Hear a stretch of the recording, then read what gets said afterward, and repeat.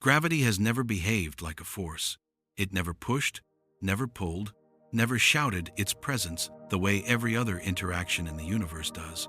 It simply existed, silent, persistent, and strangely obedient, as if following instructions whispered from a deeper layer of reality, one we were never meant to see clearly.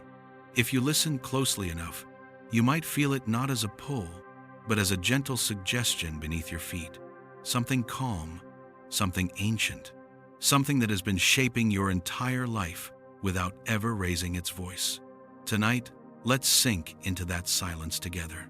You're listening to Whispers of the Universe. If you're kind enough to leave a quiet sign, a like, a share, or a soft subscription, you'll help keep this place breathing in the dark, so these stories can continue finding the people who need them most. Now, breathe slowly, let the room dim around you, and imagine this. Gravity is not what you think it is. For centuries, we pictured it as an invisible rope tying the universe together, a pull that reaches through empty space and commands planets to orbit, stars to burn, bodies to fall. We imagined it like a giant hand, steady, strong, eternally gripping every object with an unseen force. But the universe has a habit of making our simplest beliefs quietly unravel. And gravity unravels fastest of all. Think about how strange it actually is. It acts across infinite distance. It cannot be blocked, reflected, or shielded. We have never caught a particle carrying it, never seen a wave radiating pure gravity the way light or magnetism travels.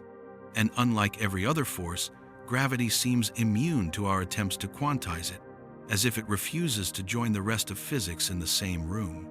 It's like a shadow that moves when something deeper shifts, but we only ever see the shadow, not the thing casting it. Now imagine you're standing in a vast hall of God, mirrors. Somewhere behind you, a dim light flickers. You never see the bulb, never touch it, never hear it, but its reflection fills every mirror around you. The reflections feel real. They behave consistently. You could walk toward one, measure it, describe its brightness, but the source, the place where the light actually comes from, remains hidden. This is gravity, a reflection, a trace, a soft echo of something deeper. And the universe has been hinting at this for a very long time. Picture the fabric of space as an enormous sheet, smooth and dark, stretching outward in every direction. Place a heavy sphere on that sheet, and a curve appears. A dip, a gentle fold. We learn to say that this curve bends the sheet, and the bending produces gravity. But a sheet only bends when something beneath it pulls downward. What then is beneath the sheet of space? Because gravity appears only after the sheet deforms. It's not the cause, it's the effect. A visible ripple from an invisible depth. This is where the first quiet suspicion rose. Maybe gravity isn't a force at all. Maybe it's the shape that space reluctantly takes when something more fundamental rearranges itself underneath. Let's linger with that thought for a moment. If gravity is a shadow, then the massive objects we see, stars, planets, galaxies, are not what produce gravity directly. They are simply points where the underlying structure of the universe is uneven, like knots in a woven fabric. You're not being pulled toward Earth. You're sliding along a path shaped by the unseen pattern beneath you, a pattern that wants to settle itself into balance. Gravity is the choreography, not the dancer. Close your eyes for a breath. Imagine the floor you're lying on. It feels firm, solid, unmoving. But on the smallest scales, it's vibrating, shifting, trembling with the noise of countless particles you'll never see. You don't feel those vibrations. You only feel the smoothness created by their collective behavior. Gravity works the same way. Smooth, soft, continuous, yet born from something restless beneath the surface. And the deeper we looked into nature, the more the universe whispered this truth back to us. We found that gravity is incredibly weak, so weak, it barely holds a grain of dust compared to the power of electric forces binding atoms together. It's almost embarrassing how fragile it is. If gravity were truly fundamental, it would not be this faint, this shy, this fragile. Fundamental things don't hide, but emergent things do. Smoke emerges from fire. Waves emerge from the ocean. Heat emerges from motion. And gravity might emerge from something even more ghostly.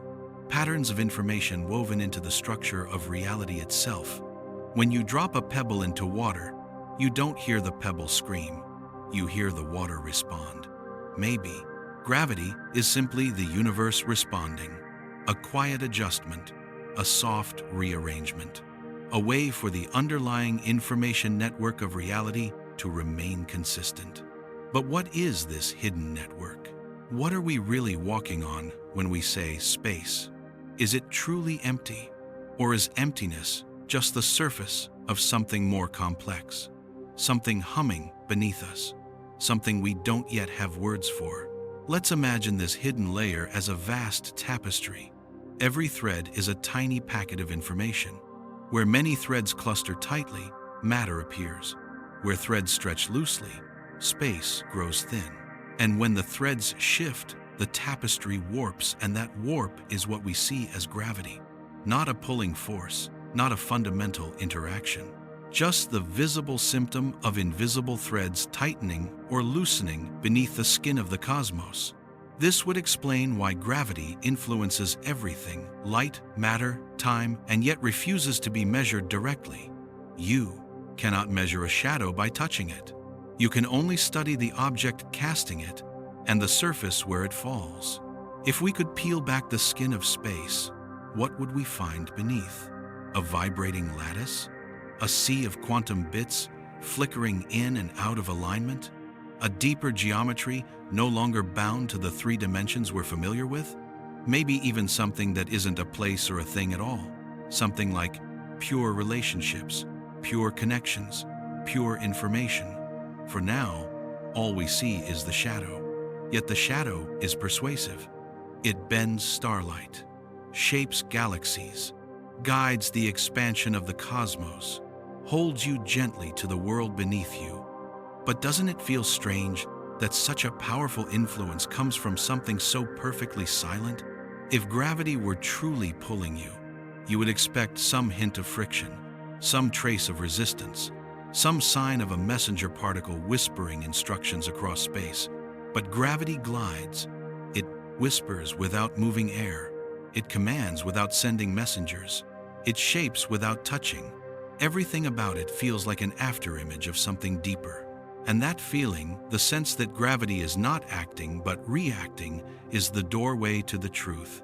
Because if gravity is a shadow, then somewhere beneath our physics lies a hidden sun, a deeper engine, a mechanism that quietly sculpts the universe while remaining unseen. And tonight, we're going to descend toward it, slowly, quietly, following the faint curve that gravity leaves behind. Listen to the way planets move, not pulled, but guided. Listen to the way light bends, not forced, but redirected. Listen to the way time slows near mass, not crushed, but gently folded. Every effect of gravity feels like the universe adjusting itself, smoothing its own surface, correcting a slight imbalance in its foundation, like a breath, like a sigh, like a soft whisper just beneath hearing. And if we learn to interpret that whisper, we might finally understand what lies beneath the floor of space, what deforms the sheet of space-time and casts the shadow we call gravity. For now, let us pause in this dim place, on the edge of understanding. Let the idea settle softly. Gravity is not a force. It is the echo of something deeper, a gentle trace left behind when the true architecture of the cosmos shifts in silence. And if we follow that echo far enough, it will eventually lead us into the hidden structures that have shaped everything we've ever known. The suspicion begins quietly. Once you start imagining gravity as a shadow rather than a force, the world around you changes in subtle ways. Every step feels different. Every object seems to hold itself in place not because it is being pulled, but because something deeper is shaping the stage beneath it. Tonight, Let your mind drift into that strange realization. Imagine the earliest humans looking at falling fruit, swaying branches, rolling stones. To them, gravity was merely habit, one of the world's unspoken rules. Objects fell, bodies drifted downward. Nothing ever rose without a reason. It felt obvious, inevitable, unquestionable. But even then, in that distant age, something curious lingered beneath the surface. We never saw gravity itself. We only saw the things it touched. Even now, after centuries of study, that hasn't changed. We see planets arc across the sky. We see tides respond to the moon. We feel our bodies held against Earth's surface. But gravity, the thing itself, remains invisible. No shimmer, no pulse, no flicker of presence. Almost everything in nature leaves fingerprints, electrons spark, light flashes, atoms collide, yet gravity moves through creation like a ghost. It touches everything and leaves no trace of its own passage. That silence is unsettling. If gravity were truly a force, it would behave like one. Forces reveal themselves through push and pull, through exchange and balance, through clear signs of action. But gravity behaves more like the world simply adjusting around objects, reshaping, repositioning, rearranging itself to accommodate shifts in matter. It feels less like an agent and more like a consequence. To explore that idea, imagine you are standing in an empty field, nothing around you but open air. If you release a stone from your hand, it accelerates downward. But ask yourself, what actually moved the stone? Was it a force tugging invisibly from below? Or was the ground gently rising in the hidden fabric of space, allowing the stone to follow the easiest path downward? If the world beneath your feet is not fixed but flexible, your perception of down becomes a kind of illusion, a direction chosen not by a pulling agent, but by the shape of the stage beneath you. Now picture the field again. Picture the stone. Picture your hand letting go. From this new perspective, the stone is not being yanked. It is simply falling into a valley sculpted by the presence of matter below a valley you cannot see, but the stone cannot ignore. The question becomes, why is space sculpted at all? That's where the mystery thickens. When early astronomers watched the paths of planets, they noticed something subtle but important. Every orbit followed a pattern too smooth, too consistent, too obedient to be driven by a noisy, chaotic force. Real forces push and pull in ways that generate friction, turbulence, interference. Yet planets glide around their stars with a grace almost unnatural. This elegance suggests something deeper. Planets move the way water flows downhill, not because water is pulled, but because the ground beneath it guides the stream. Gravity might be nothing more than the slope of an invisible landscape, but landscapes are shaped by underlying foundations. A hill forms because rock gathers beneath it. A valley forms because sediment shifts or melts away. And so the same question returns with greater weight. What lies beneath space, shaping the unseen landscape that guides everything? This question marks the beginning of doubt, a kind of philosophical tremor in the history of physics. Centuries of assumptions suddenly feel fragile. Gravity is no longer the simple certainty we thought it was. It becomes something else entirely, a symbol of our ignorance. Let's sink deeper into that ignorance for a moment. Think of space not as a blank emptiness, but as a medium with texture, a quiet, unseen field that can stretch, ripple, or fold.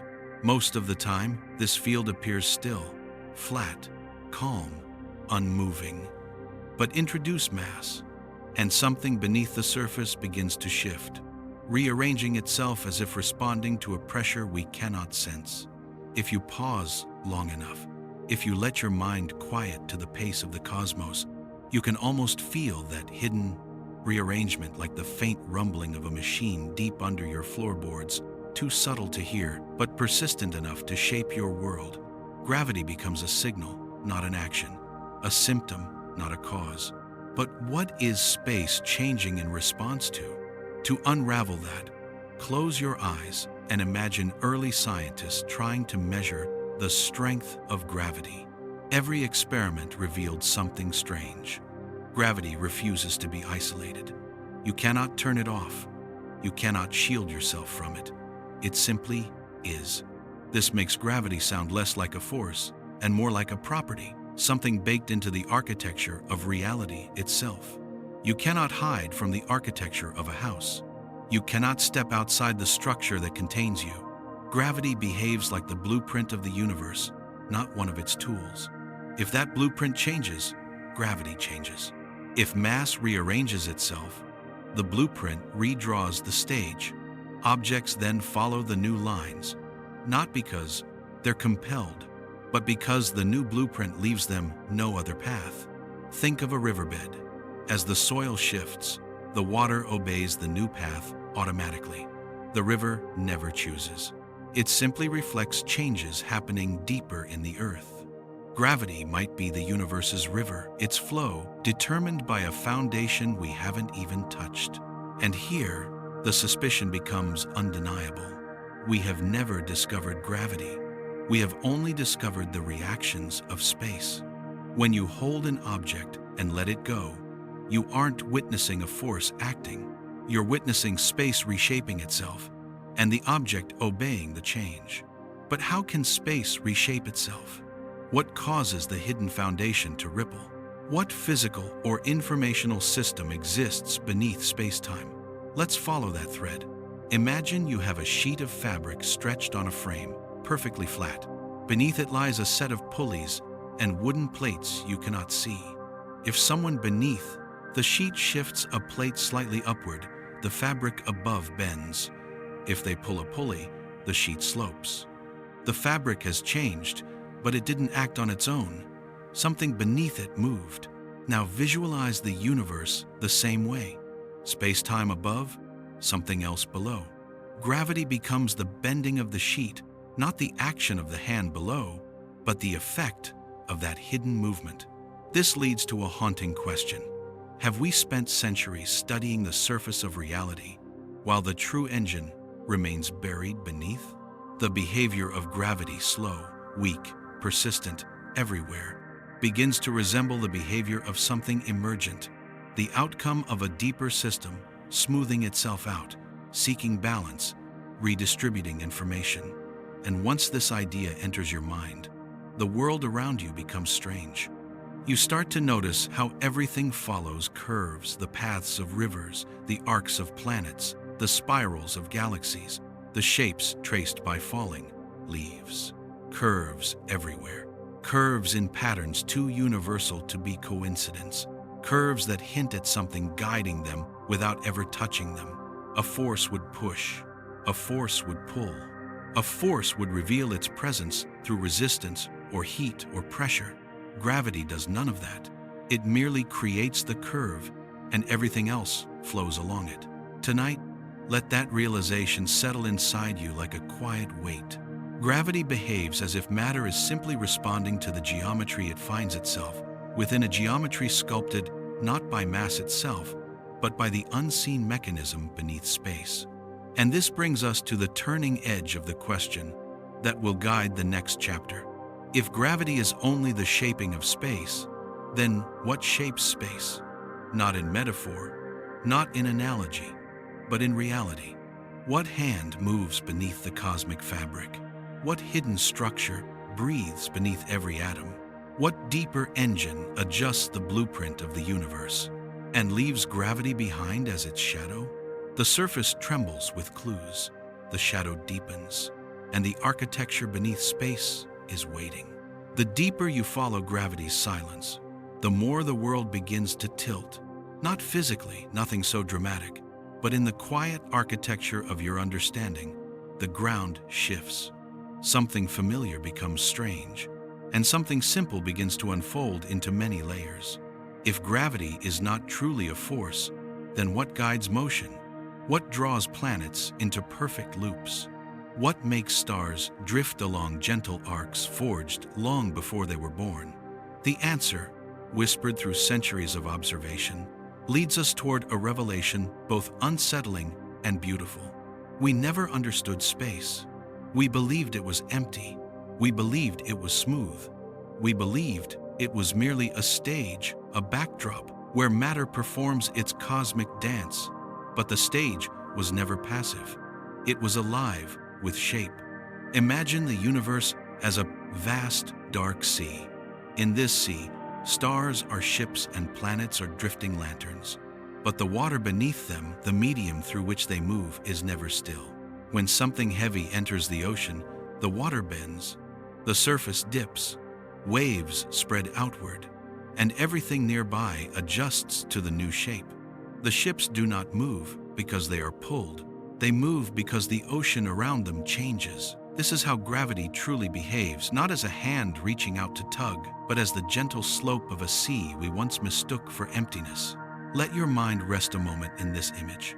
Space is not nothing. Space can bend. Space can stretch. Space can ripple like fabric or swell like water. And every curve of space creates a path, and every path becomes a motion.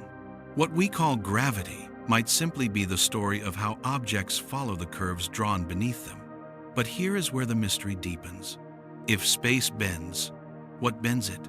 To answer that, imagine yourself in a silent room with a soft sheet pinned tightly at its edges. If you press your finger into the sheet, it curves around your touch. The fabric changes shape, creating a valley. Place a marble on the sheet, and the marble will roll toward the dip not because you pulled it, but because the fabric itself sloped. Mass does the same thing to space. Every object creates a gentle indentation around it, and nearby objects follow the resulting slope.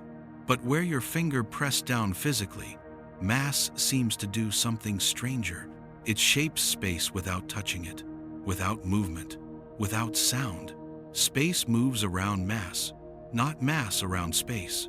This inversion is one of the quietest but most profound truths in the cosmos. We always imagined matter sitting inside space, but what if matter is the thing sculpting the space it sits in? Take a star, take a planet, take your own body. Every atom within you is creating a tiny fold in the geometry of the world, not by pushing into it, but by existing. Existence itself reshapes reality, and gravity emerges from this reshaping like the softest echo. But the sheet analogy carries a secret flaw, one the universe has been waiting for us to notice. A sheet curves because it is embedded in a higher space. Something above or below the sheet moves it. For a two-dimensional surface to bend, it needs a third dimension. So if our universe, the one we see in length, width, and height, bends, what is it bending into? If space is our sheet, where is the above? Where is the below? And what hand reaches through the unseen dimension to press into our reality? This question, almost impossibly delicate, is the hinge where gravity transitions from simple illusion to profound mystery. The idea that space can have shape leads naturally to the idea that space can have depth, not the depth of distance, but the depth of structure. And once you imagine structure beneath space, you open the door to a possibility that feels both impossible and inevitable. Gravity is not geometry. Gravity is the reaction of a deeper system that geometry only shadows. Let's peel back the veil just a little. Imagine space as a sheet, not floating freely, but tethered to something beneath it, something like a hidden lattice. Every point in space corresponds to a node in this deeper scaffolding. When mass appears, the scaffolding adjusts. When the scaffolding adjusts, the space above it bends. When the space bends, objects follow the curve. To us, it looks like gravity. But gravity is merely the top layer, the visible ripple of an invisible motion. The same way shadows move when an object shifts under light, space curves when the lattice beneath it rearranges. This would explain many strange behaviors. Gravity is smooth because the lattice is immensely fine. Gravity is weak because the lattice shifts only subtly.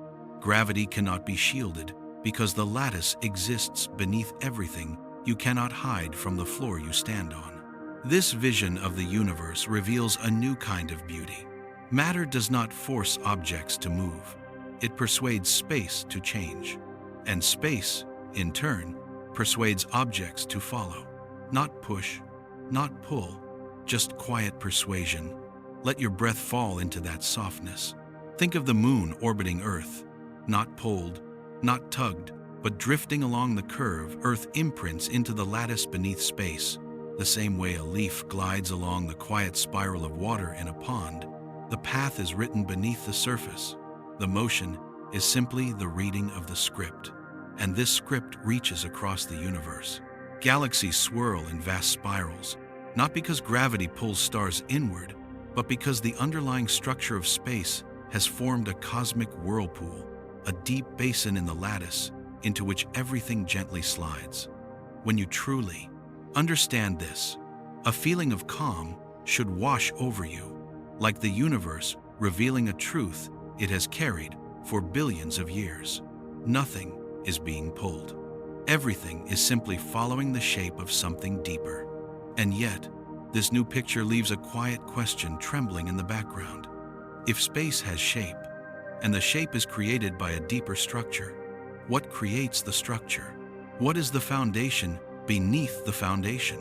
Because every analogy, the sheet, the lattice, the ocean, carries the same subtle message. A deeper layer must exist. A place where gravity is not a shadow, but a consequence of something even more silent, something woven into the essence of reality itself. The more closely we listen, the more space seems less like emptiness and more like a kind of fabric, being continually rewritten by the information passing through it. Matter is not in space. Matter informs space. Space responds. Gravity appears. All of it pointing to a breathtaking possibility. Gravity might simply be geometry, trying to tell us that information has shifted somewhere deeper, somewhere we cannot yet measure. Tonight, we stand on the threshold of that realization. We see space bending. We see objects moving along those bends. We see harmony where a brute force should create chaos. We see consistency where a force should produce noise. We see motion following lines drawn by something unseen. And as we step quietly into the next layer of understanding, the question that will guide the next chapter unfolds softly. What is the nature of this hidden structure beneath space? What breathes beneath geometry? What whispers through the lattice? The shadow of gravity deepens, and the world underneath begins to stir. As the idea settles that space is not empty, that gravity is a response rather than a cause, that something deeper molds the geometry around us, a new kind of silence opens beneath the mind. It is the silence of realizing everything you once thought solid might actually be surface. Like discovering that the floorboards under your feet are not stone, but a thin layer of wood resting above a vast unseen chamber.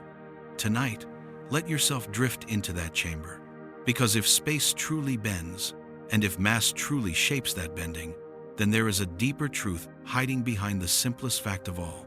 Gravity never speaks. It leaves no tracks, no particles, no flashes of radiation, no noise of any kind. It behaves like something that does not belong to the world of forces, something that belongs to the world of geometry, the world of shape. But shape implies structure, and structure implies something holding that shape from below. Let's begin at the softest point of this paradox. Gravity does not have an opposite. Every force in nature comes in pairs, push and pull, positive and negative, north and south. Even electrical charge has symmetry. But gravity stands alone. There is no anti-gravity the way there is anti-charge or anti-spin. A one-sided force is not a force. It is more like a gradient, a slope written into the world. This solitude is the first sign of the deeper truth. A true force demands symmetry. Gravity refuses symmetry. And anything that refuses symmetry usually belongs to the structure of the stage, not the actors on it. Imagine a landscape with hills and valleys. There is no opposite hill, no anti-valley. Just shape, just topology, just the land itself. sculpted in ways that guide the flow across it. Gravity feels exactly like that. A landscape with no opposite, only contour. Now imagine that every atom, every grain of matter, every particle is an imprint on that landscape, not something pushing outward, but something quietly reweaving the terrain beneath it. This is why gravity is slow. This is why it is gentle. This is why it is universal. It isn't a force rushing across the cosmos. It is the silent reshaping of the cosmos itself. Let that settle. We never feel gravity directly. We feel the reaction of our bodies following the curve beneath us. Like a marble rolling downhill, never feels the hill. It feels momentum. It feels motion. But the shape beneath it remains an influence without touch. And yet, this lack of touch is the most revealing clue. Forces push. Forces collide. Forces exchange particles to transmit energy. But gravity does nothing like this. It doesn't shove. It doesn't trade particles. It doesn't spark interaction. It simply sets the path, and motion chooses the path of least resistance. Gravity's silence is not emptiness. It is obedience to a deeper architecture. Now consider something stranger. Gravity acts instantly on all scales. Not instantly in the sense of speed, but instantly in the sense of presence. It is always there, everywhere. Even before anything moves, gravity already shapes the possible paths. Forces wait for interaction. Shadows do not. This omnipresence suggests that gravity is tied to existence itself, not an add-on, not a mechanism layered over the universe, but the shape of the universe responding to the presence of matter. And if gravity is shape, then matter must be the sculptor. But how does matter sculpt? Not by pushing into space, but by carrying something far more fundamental information. Imagine you are looking at a sheet of ice on a frozen lake. On the surface, you see smoothness, but beneath the surface, the water adjusts with every shift of temperature. Tiny changes ripple upward into patterns that guide the cracks on the ice. The ice is the visible world. The water beneath is the structure that shapes it. Gravity is the cracks on the ice, not the cause, just the visible consequences. Everything we observe, motions of planets, arcs of comets, spirals of galaxies, are just cracks forming on a cosmic surface, driven by something shifting below. Now imagine that something is information, the arrangement of microscopic states beneath spacetime. Information is light but powerful, weightless but influential, invisible but fundamental. When information reorganizes, space reorganizes. And when space reorganizes, gravity appears like a ripple rising to the surface. This is why gravity has no particle carrier. Shadows do not emit particles. They simply appear when conditions change. And this is why gravity is so incredibly uniform, because the structure beneath space does not choose where to act. It acts everywhere, all at once, like a single, continuous surface. This quiet uniformity leads to another haunting observation. Gravity cannot be turned off. It is not something the universe sometimes uses, like electricity or magnetism. It is something the universe is, and that means gravity is a property of the stage, not a force behind the curtains. But if gravity is the stage's property, and space is merely the stage's visible layer, then the real foundation must lie even deeper in something like a hidden framework, a lattice of relations, not made of matter, not made of energy, but made of pure structure. Let's imagine that lattice for a moment.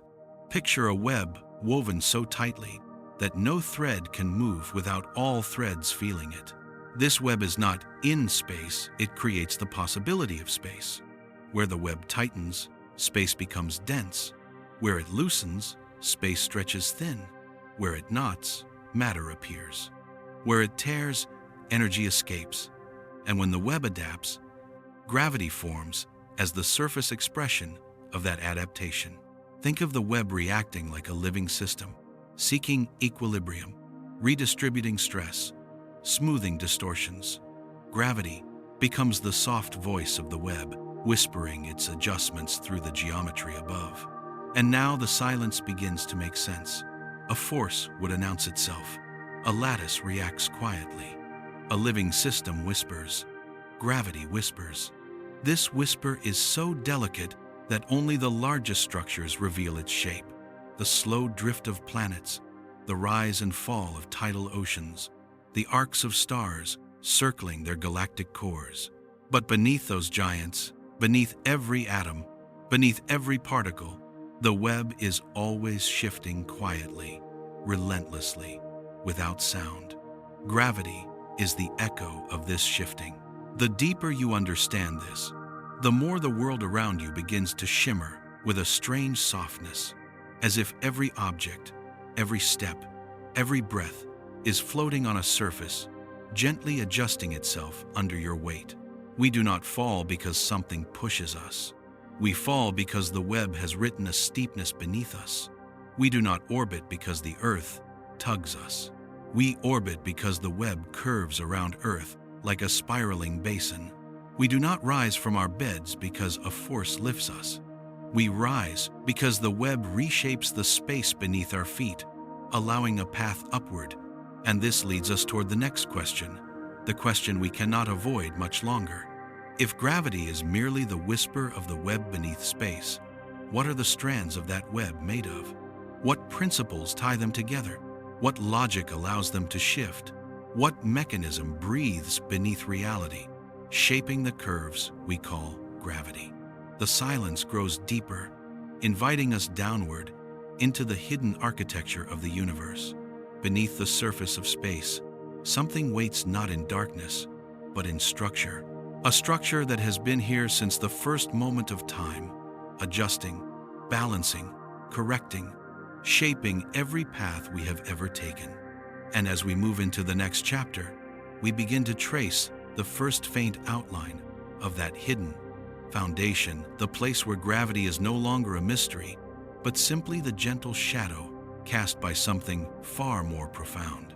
There is a place where our confidence in reality falters, a thin border where the smoothness of the world begins to crack, revealing patterns too small and too restless to fit comfortably inside the calm geometry of space. This border is the quantum world, and it is here, at this trembling threshold, that gravity begins to behave like an outsider. Imagine holding a grain of sand in your hand. To your eyes, it's tiny. To the universe, it is enormous. Its weight presses down. Its presence reshapes the gentle curvature of space beneath it. And gravity responds with the same unwavering rules that shape planets and stars. But now imagine a particle so small that it flickers like a thought, a particle dancing between existence and absence, never still, never solid, never certain. Gravity cannot find it. Something about the trembling, the flicker, the quantum restlessness, something about this microscopic storm refuses to cooperate with gravity's calm, geometric nature. The quantum world is jagged. Gravity is smooth. Geometry flows. Quantum reality jumps. Trying to merge the two is like trying to lace a ribbon through the wind. This inability, this quiet failure, reveals something profound. Gravity and quantum mechanics do not speak the same language. Or perhaps they belong to different layers entirely. One belongs to the surface of the universe, the smooth, quiet surface we walk on. The other belongs to the trembling foundations beneath that surface, a place where certainty dissolves into probability. Gravity is a shadow. Quantum behavior is the light beneath, casting that shadow. But the shapes do not align, and that misalignment is the clue. Let yourself drift into that contradiction. Picture a still lake at dusk. On its surface, the water looks calm, reflecting the sky in a perfect mirror. This is gravity's world. Smooth, continuous, quiet.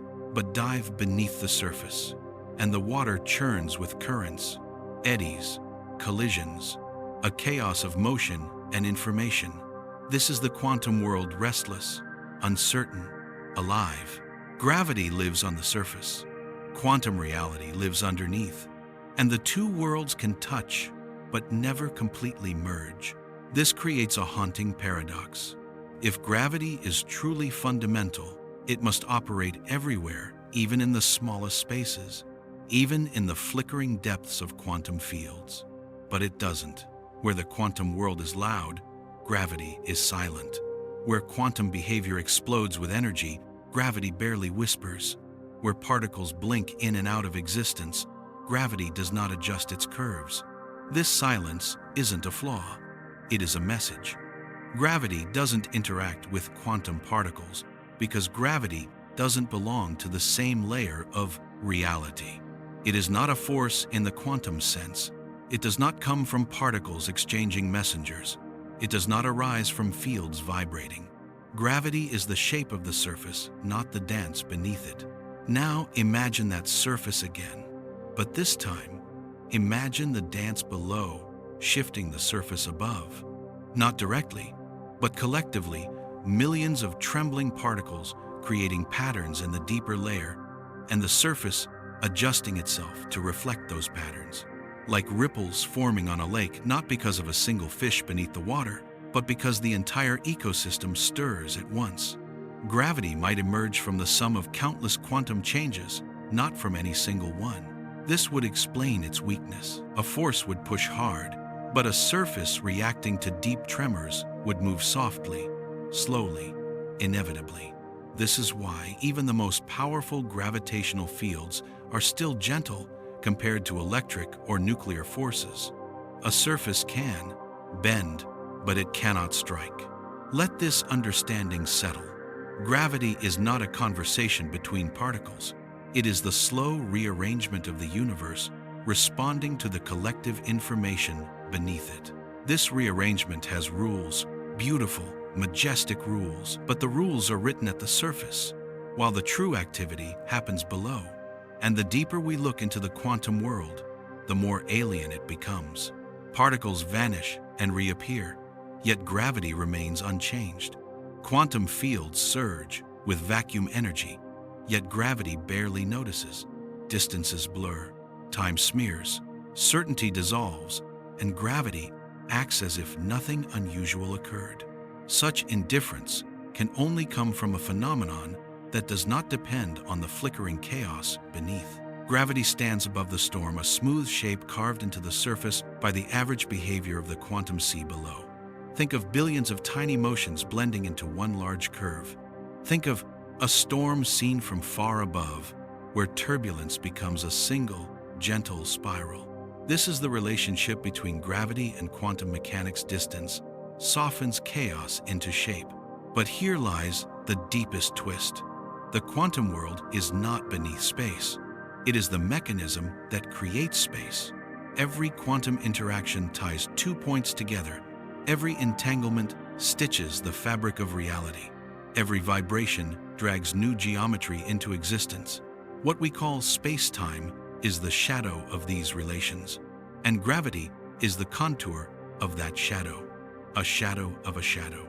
This is why gravity feels so different from the other interactions. It doesn't act within space. It acts upon space. It shapes the stage. It is not a performer, it is the script. But if the quantum world creates space, and space creates gravity, then gravity is 2 steps removed from the foundation of reality. Gravity is the echo of an echo, and echoes fade with distance. That fading is the weakness of gravity, its softness, its universal calm. It takes the chaos of the quantum sea and turns it into something smooth, predictable, curved. And yet, for all its gentleness, gravity still contains the signature of the world beneath. Its smoothness hides a deeper story, the quantum stitching of space itself. Each time 2 particles become entangled, the web of reality tightens.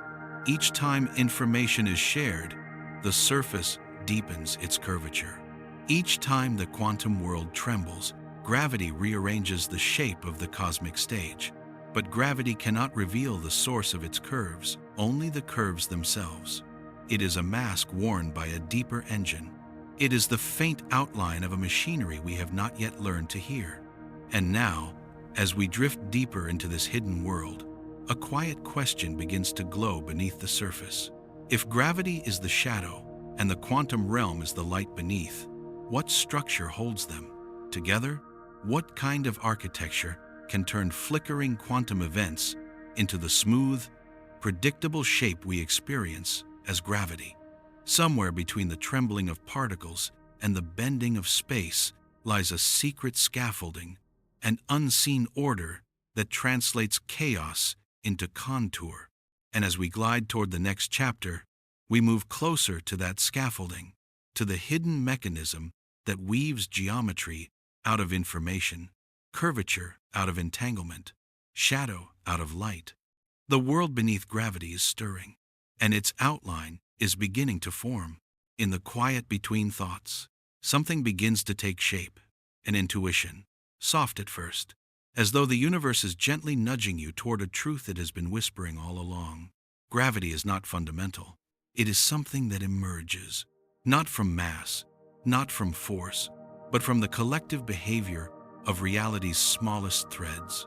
To understand this, let yourself drift into the idea of emergence, a phenomenon that is more than the sum of its parts, a melody that exists only when many notes blend, a wave that forms only when countless droplets move together. A single water molecule cannot be wet. One grain of sand cannot create a dune. One bird does not form a flock, and one particle does not create gravity. But millions, billions, an ocean of them trembling in unison beneath the surface of space-time, that collective murmur could create something vast and soft, something smooth enough to guide planets, yet subtle enough to go unnoticed in every moment of your life. Let your breath loosen as you imagine it. Gravity is not a push, not a pull, not an arrow of force sent from one object to another. Gravity is the rhythm of the entire system beneath space, finding its balance. Picture a field of tall grass in the wind. Each blade bends individually, yet together they form waves, ripples that travel across the entire meadow with a grace that belongs to none of the blades alone. Gravity might be exactly that, a ripple of balance across a deeper field, a field we cannot see, but whose collective movements shape the world above.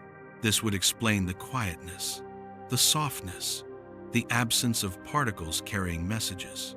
Why gravity feels more like geometry adjusting than a force acting. Emergent things do not shout, they hum. Now imagine the universe not as empty space, but as a vast, interconnected network so fine, so intricate, that each part responds to every other part with a subtle, continuous whisper. This network is not made of matter, not made of energy, not made of anything you can touch. It is made of relations, connections, information, the pure structure of existence. Every time something changes in this network, the entire system adjusts to restore its balance. And the visible world, the world of stars and planets and falling apples, feels this adjustment as gravity. In this sense, gravity is not a cause, it is a correction, a smoothing, a gentle rebalancing of the underlying network as it reacts to the distribution of information woven through it. When a star forms, the network tightens. When a planet moves, the network stretches. When matter condenses, the network shifts its nodes, pulling some closer, pushing others apart, seeking harmony. The curves of space are simply the visible imprint of this invisible dance. Let's sit with that image for a moment. Imagine a vast spiderweb in the dark. You cannot see the threads themselves, but you can see how dew collects along them, forming patterns that reveal the unseen structure. Matter is the dew. Gravity is the shape it follows. But the web beneath the thing that dictates the shape remains hidden. Emergence is the key. In emergent systems, patterns appear that belong to no single component. The pattern is real, yet it cannot be traced back to one cause. Gravity behaves this way. Every bit of matter contributes every atom, every vibration, every whisper in the quantum sea, until the collective sum becomes the bend in space.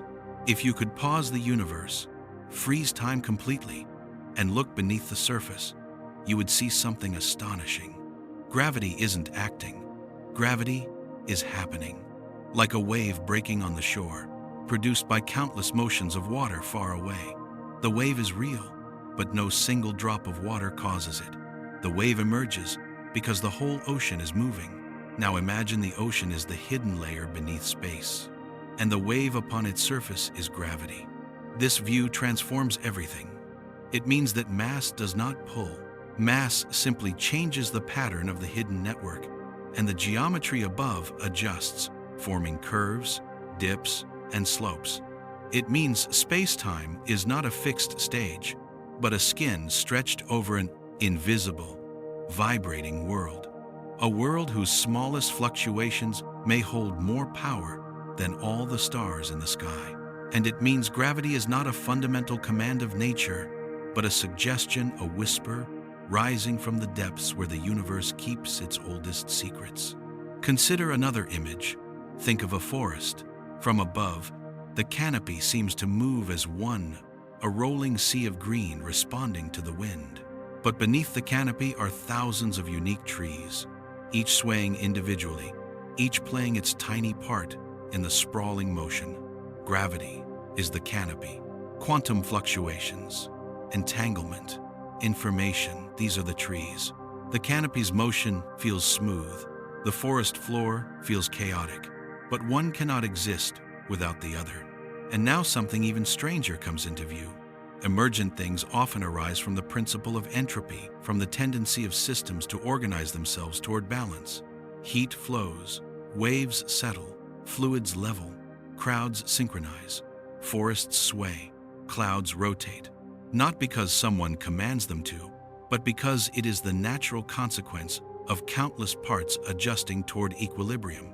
Gravity behaves the same way.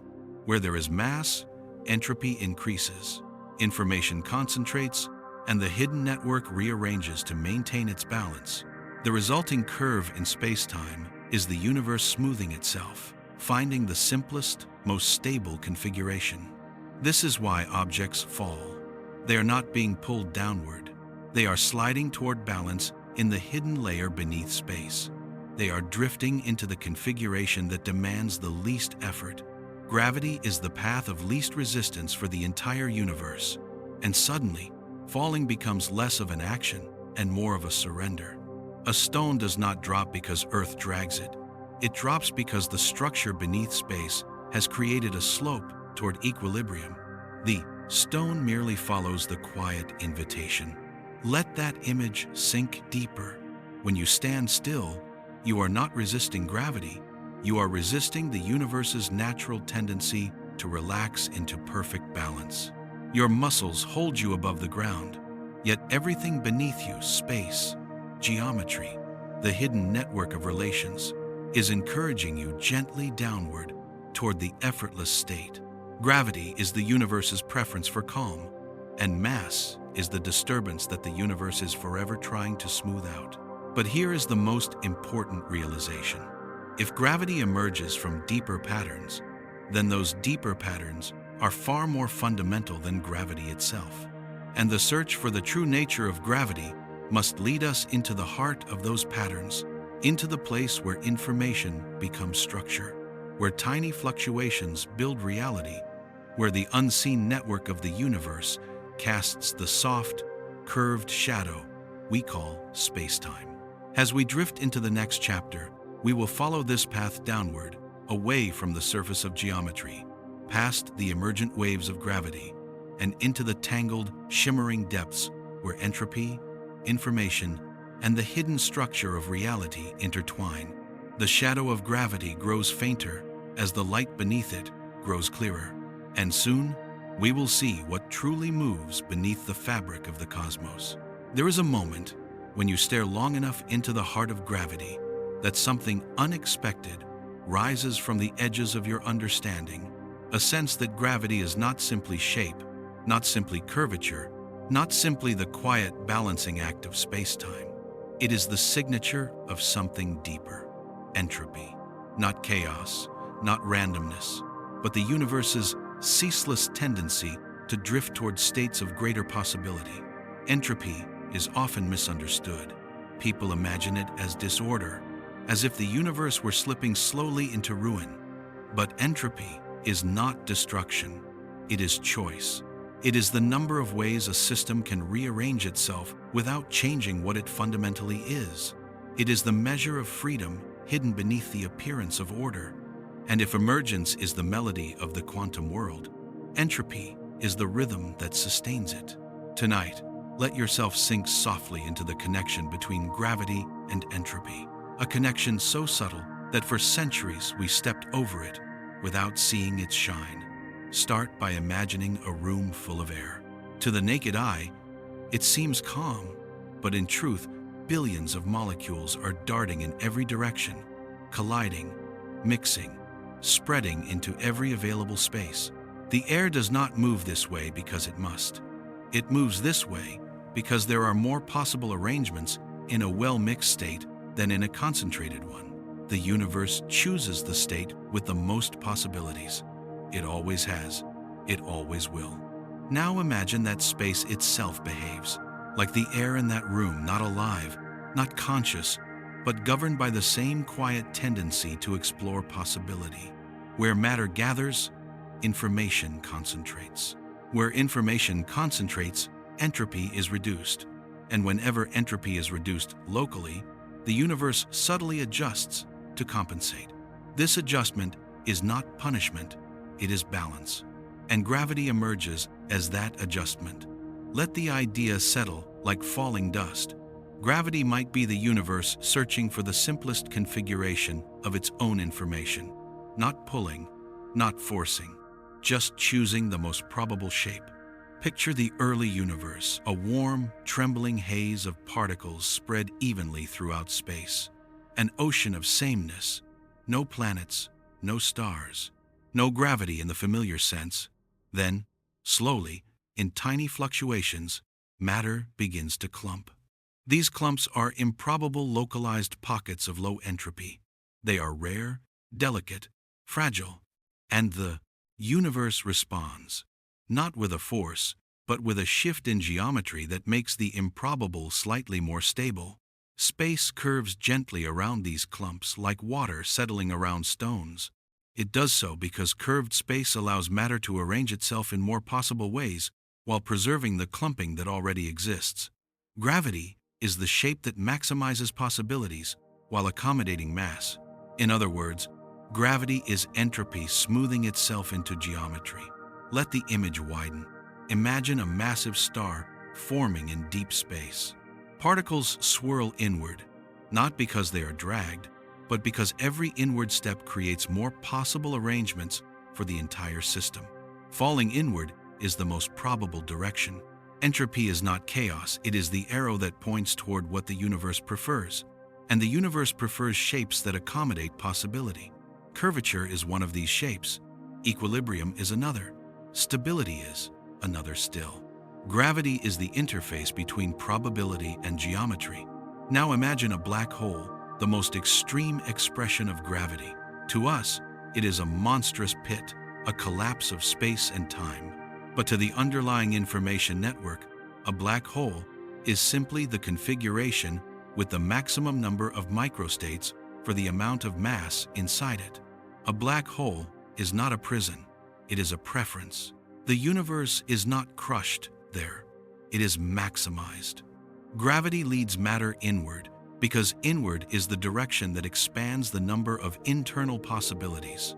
This is why gravity feels like attraction, not because mass pulls, but because falling inward is statistically favorable. Let that reshape the world for a moment.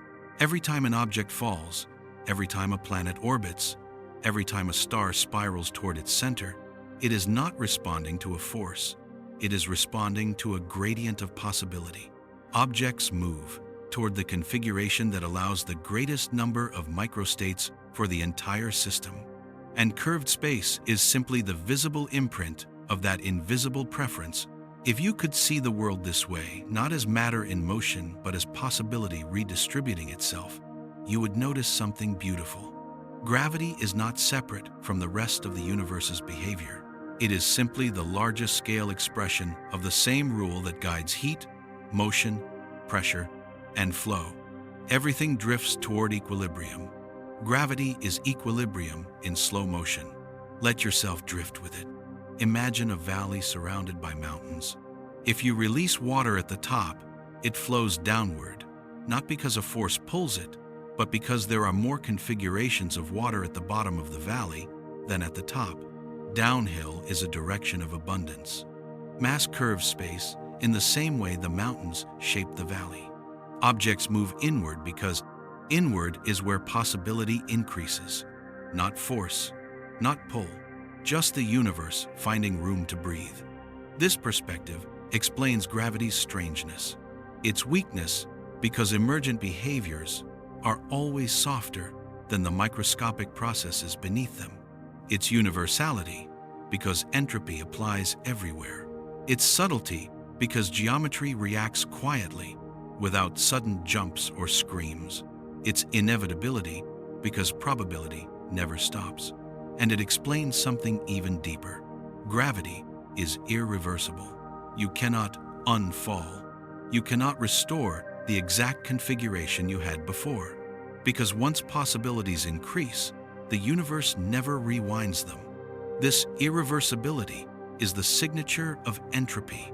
Gravity flows in one direction because entropy flows in one direction. Both point toward the future. And now, a subtle realization begins to form. If gravity emerges from entropy, and entropy emerges from information, then the hidden layer beneath space is not made of distance, not made of particles, not made of geometry. It is made of information itself. Gravity is the shape taken by the flow of information seeking equilibrium across the cosmic network. And as we drift toward the next chapter, a door begins to open onto a new question. If entropy shapes gravity and information shapes entropy, then what shapes information?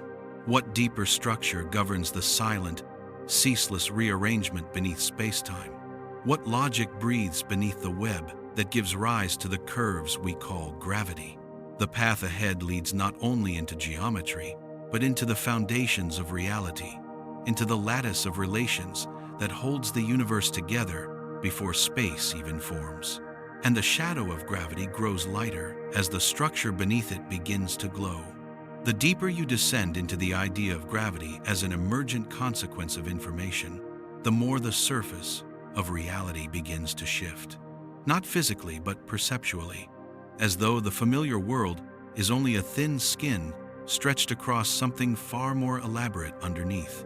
Once you begin to see the universe this way, a simple realization becomes impossible to ignore. We have spent our entire existence studying the surface, while the depth has remained untouched. Our eyes were trained on the geometry of space, the curves, the distances, the motions. But geometry is only the face. The real structure lies beneath. Imagine walking through a forest. You admire the canopy, the leaves, the drifting shadows. Yet the true foundation of the forest, the roots, the soil, the silent networks beneath the ground, remains hidden. Gravity is part of the canopy, the hidden informational web beneath space-time that is the root system. To linger on the canopy is to see beauty. To descend toward the roots is to understand. Tonight, we descend. Begin by imagining space-time as a smooth, luminous sheet, flowing softly across the universe like the skin of a vast ocean. Upon it, galaxies float like islands, stars like drifting embers, planets like beads of dew. This sheet bends around mass. It stretches, curves, dips, rises. All of gravity's familiar behaviors play out on this surface. But surfaces, by their nature, are shaped from below. A sheet only bends when something presses on it. A wave only rises when something stirs beneath. A shadow only forms when something interrupts the light. And so the question becomes inescapable. What presses on spacetime from below? What stirs beneath it? What interrupts the hidden flow, casting the shadow we call gravity? Let your mind drift downwards, beneath the luminous surface of space. into the substratum where geometry begins. At this depth, distance loses meaning. There is no up or down, no left or right, no smooth continuum to travel along. There are only nodes, points of potential, units of relation, fragments of pure possibility waiting to be stitched together into something recognizable.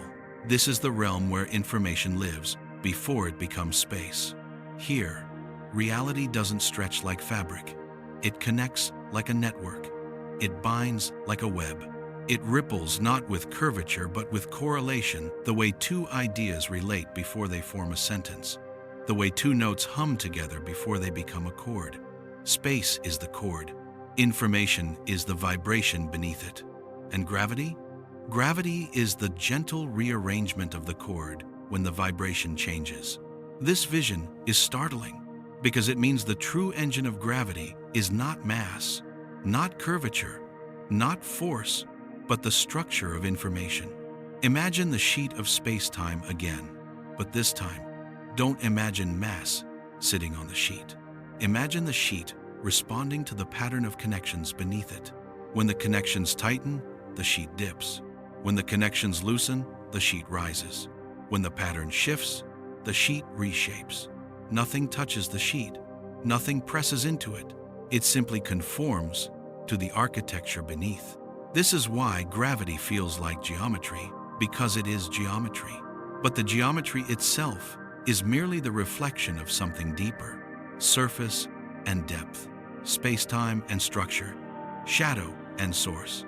To understand gravity, we must learn to see space as a surface phenomenon, a visible effect of invisible relations. Consider a drum. You see a membrane stretched across a frame. When you strike it, it vibrates. Those vibrations produce sound. But the sound is not the membrane. It is the emergent consequence of the membrane's interaction with the air. Gravity is the sound. Space-time is the membrane. The hidden informational lattice beneath is the air that makes the sound possible. Everything familiar is the surface. Everything mysterious is the depth. Now imagine this lattice more clearly, not as wires, not as particles, not as threads, but as a web of pure relation. Connections woven by entanglement, shaped by information flow, sustained by the interplay of countless microscopic states. In this web, there is no space. Space is the illusion created when enough relations form a smooth pattern. Distances arise as a byproduct. Geometry coagulates from the collective behavior of connections too small to see. Gravity is the quiet signature left by the reorganization of those connections. When mass appears, the informational network rearranges itself, tightening some nodes, loosening others, redistributing correlations to maintain equilibrium. The surface above space-time responds instantly. It curves, it adjusts, it shapes the paths along which objects move. From our perspective, objects fall. From the perspective below, objects simply follow the most natural configuration of the network's new arrangement. You are not being pulled downward. You are sinking into the shape of possibility defined by the hidden layer. Let that realization settle deeply. Gravity is not the bending of space by mass. Gravity is the bending of space by information. And mass is merely the visible representation of where information concentrates. This distinction matters because it means mass is not the cause, just the surface-level indicator of deeper informational structure. The true cause lies below. This is why gravity feels instant, why it cannot be shielded, why it has no opposite, why it is so weak, why it resists being quantized. Shadows cannot be quantized. They shift with the object below, not with their own internal behavior. Gravity is a shadow cast by changes in the informational lattice. The lattice is the cause. Space-time is the membrane. Gravity is the impression. And now, another haunting thought emerges. If the surface and the depth are so different, how have we mistaken one for the other for so long? Because the surface moves slowly, softly, smoothly, making it easy to study, easy to measure, easy to believe, it is fundamental. But the depth moves in flickers, in bursts, in probabilities too fast, too small, too alien for the human mind to grasp at first glance. We evolved to see surfaces, not foundations. But now, as you drift below the membrane of space-time, the foundations begin to reveal themselves. They shimmer like threads of possibility, binding the universe together before distance exists, before geometry forms, before gravity emerges. This is the architecture beneath the architecture. And as you sink deeper, a new question begins to glow at the edges of thought. If the surface emerges from the depth, what rules govern the depth? What principles shape the informational web that shapes the geometry that shapes gravity? This question is the doorway to the next descent. Because if gravity is the surface and information is the depth, we must now uncover the logic that governs the depth itself. The surface trembles, the depth hums, and the silent machinery beneath the universe waits. The more we sink beneath the luminous sheet of space-time, the clearer one truth becomes. Our eyes, our tools, our experiments, everything we've ever built to understand the universe were designed to see the surface, not the depth. It is not our fault. The world appears smooth, so we built smooth instruments.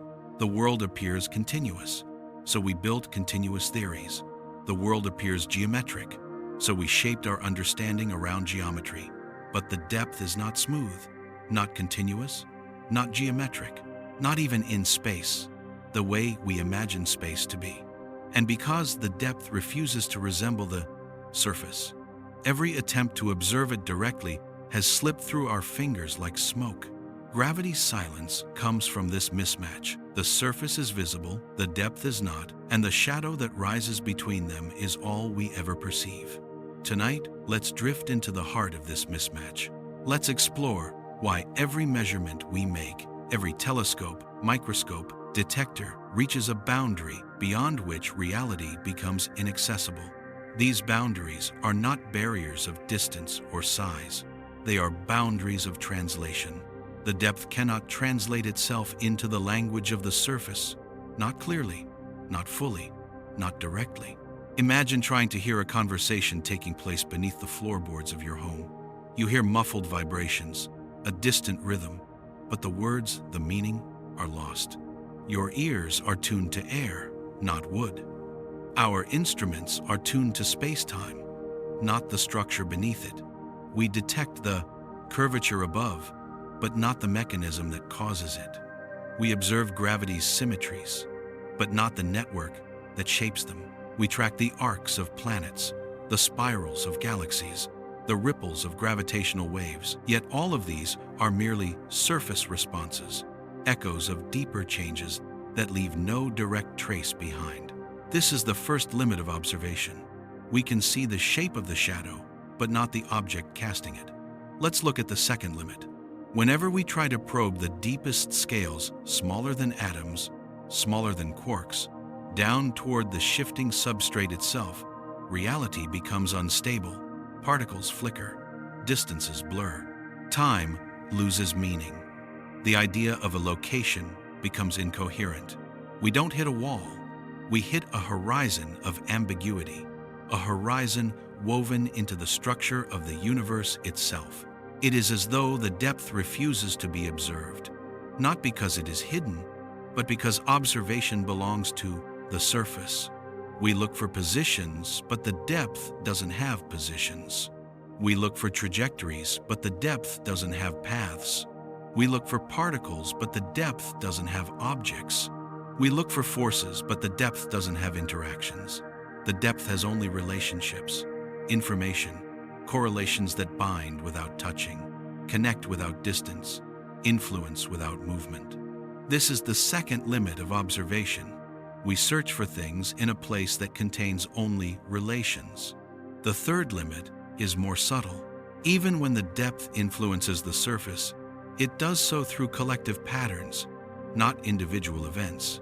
It is like trying to understand the forest by watching the wind sway the trees. You see the motion, the rhythm, the direction, but the air itself is invisible. We see gravity's curves, but not the network tightening beneath them. We see galaxies orbit, but not the informational tides, pulling subtly on the fabric of reality.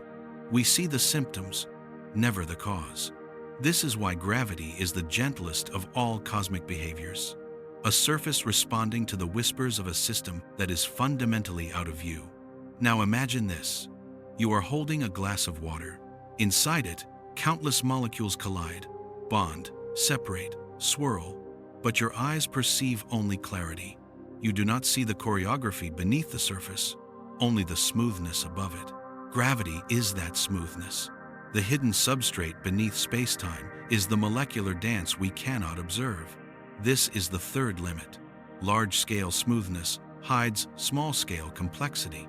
Gravity's continuity is the veil through which the depth remains unseen.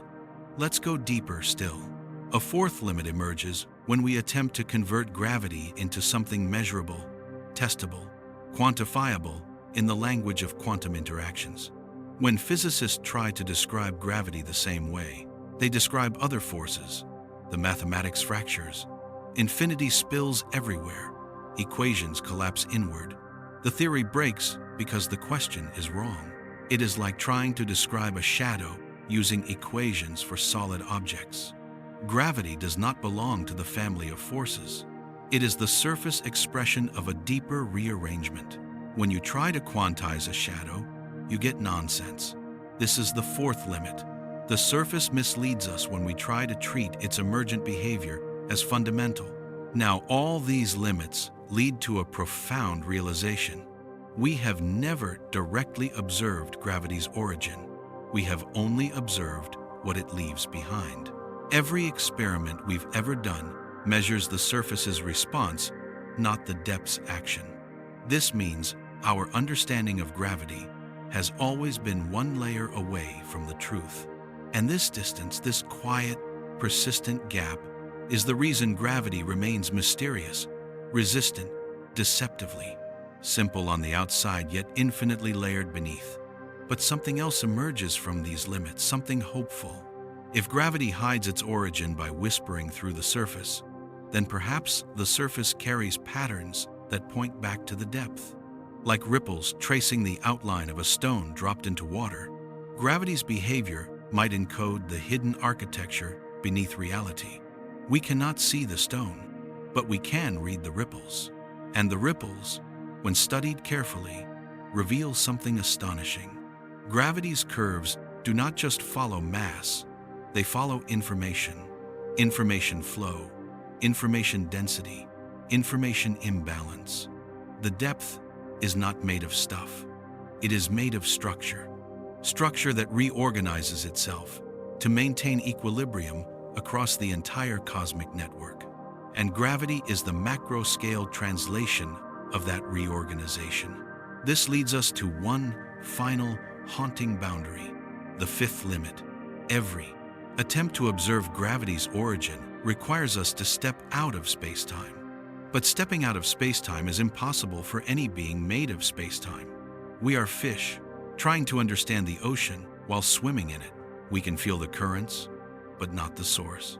Yet even this boundary is not a dead end, because the patterns on the surface, smooth, curved, continuous, are the map drawn by the hidden machinery beneath.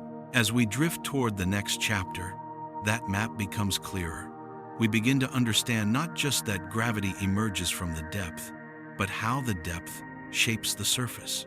And the question that now glows at the center of our descent is this: if we can only see the ripples, how do we read the architecture that created them?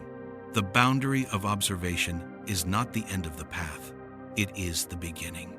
Because beyond the limit of what we can observe lies the truth of how gravity is born. And in the next chapter, we will step across that threshold into the first turning point, where the entire view of gravity shifts from what it appears to be to what it must be. There is a moment when you stand long enough at the boundary between what you can observe and what you cannot, when the universe seems to exhale, a soft shift, a quiet pivot, a turning of the inner page. You begin to sense that the question itself must change. For centuries, we asked, What is gravity? What force pulls planets, bends light, shapes worlds? What agent tugs at space? But the deeper we sink, the clearer it becomes that this question, simple, elegant, intuitive, is not the one the universe is answering. Gravity is not a what, it is a how. Gravity is not an actor, it is a behavior, not an entity, a consequence, not a cause, a response. This realization marks the turning point, the moment the ground beneath the mind rearranges, like the subtle shifting of a vast foundation, so deep beneath the surface, you can feel its movement only through the trembling of the world above. Tonight, let's allow that shift to unfold.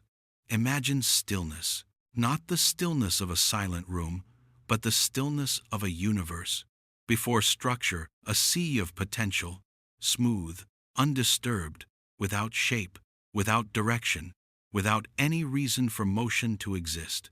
Then imagine a disturbance, a fluctuation in the depth, not a particle, not a wave, but a tiny asymmetry in the pattern of relations beneath spacetime, a small imbalance in an otherwise perfect field.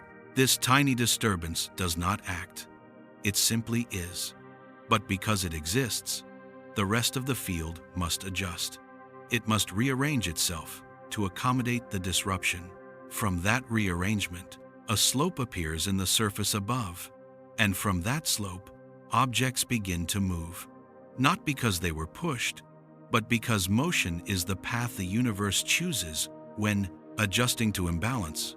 This is gravity, not a force acting, but a surface responding. Let the image deepen.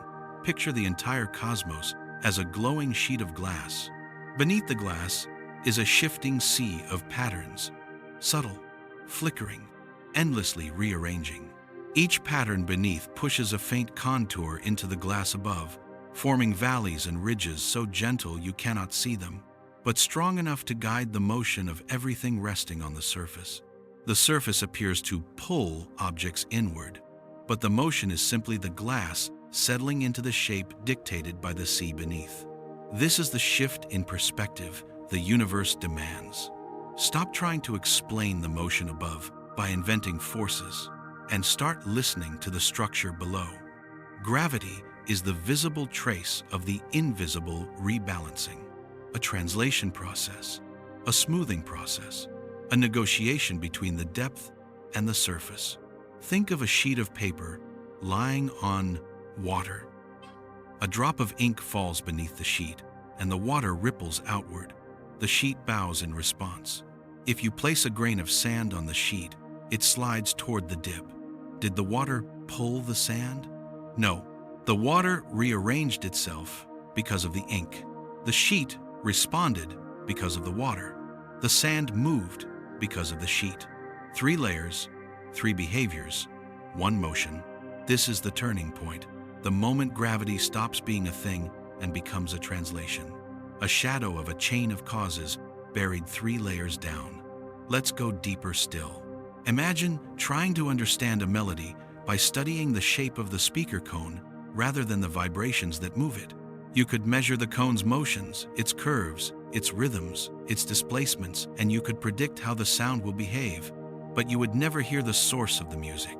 Gravity is the cone. Spacetime is the speaker. The hidden informational network is the vibrating air beneath.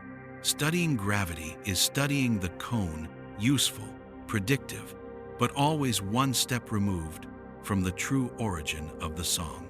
At this turning point, another realization begins to bloom. Gravity is the geometry of space, responding to changes in the entanglement structure beneath. The depth rearranges, the surface curves, objects follow. This is why gravity acts instantly across all directions of space, not faster than light, but always present, always prepared.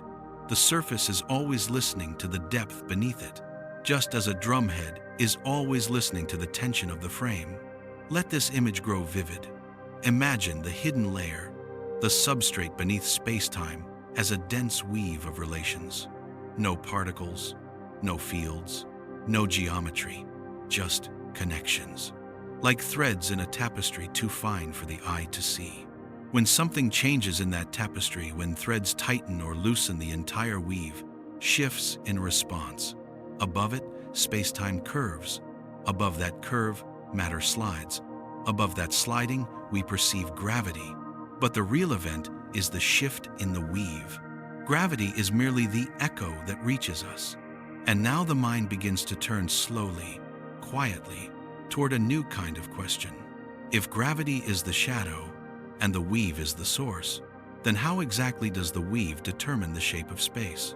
This is where the old question, what is gravity, finally dissolves, and a new, clearer one rises in its place. How does information become geometry? This is the hinge of the entire universe, the pivot where mystery becomes structure, the moment where gravity is no longer a force to be explained, but a consequence to be understood. Information becomes geometry. Geometry becomes motion. Motion becomes gravity. This is the chain. This is the turning point.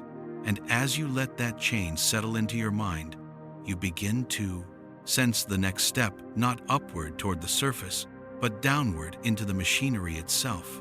Because the weave beneath space-time is not static. It pulses.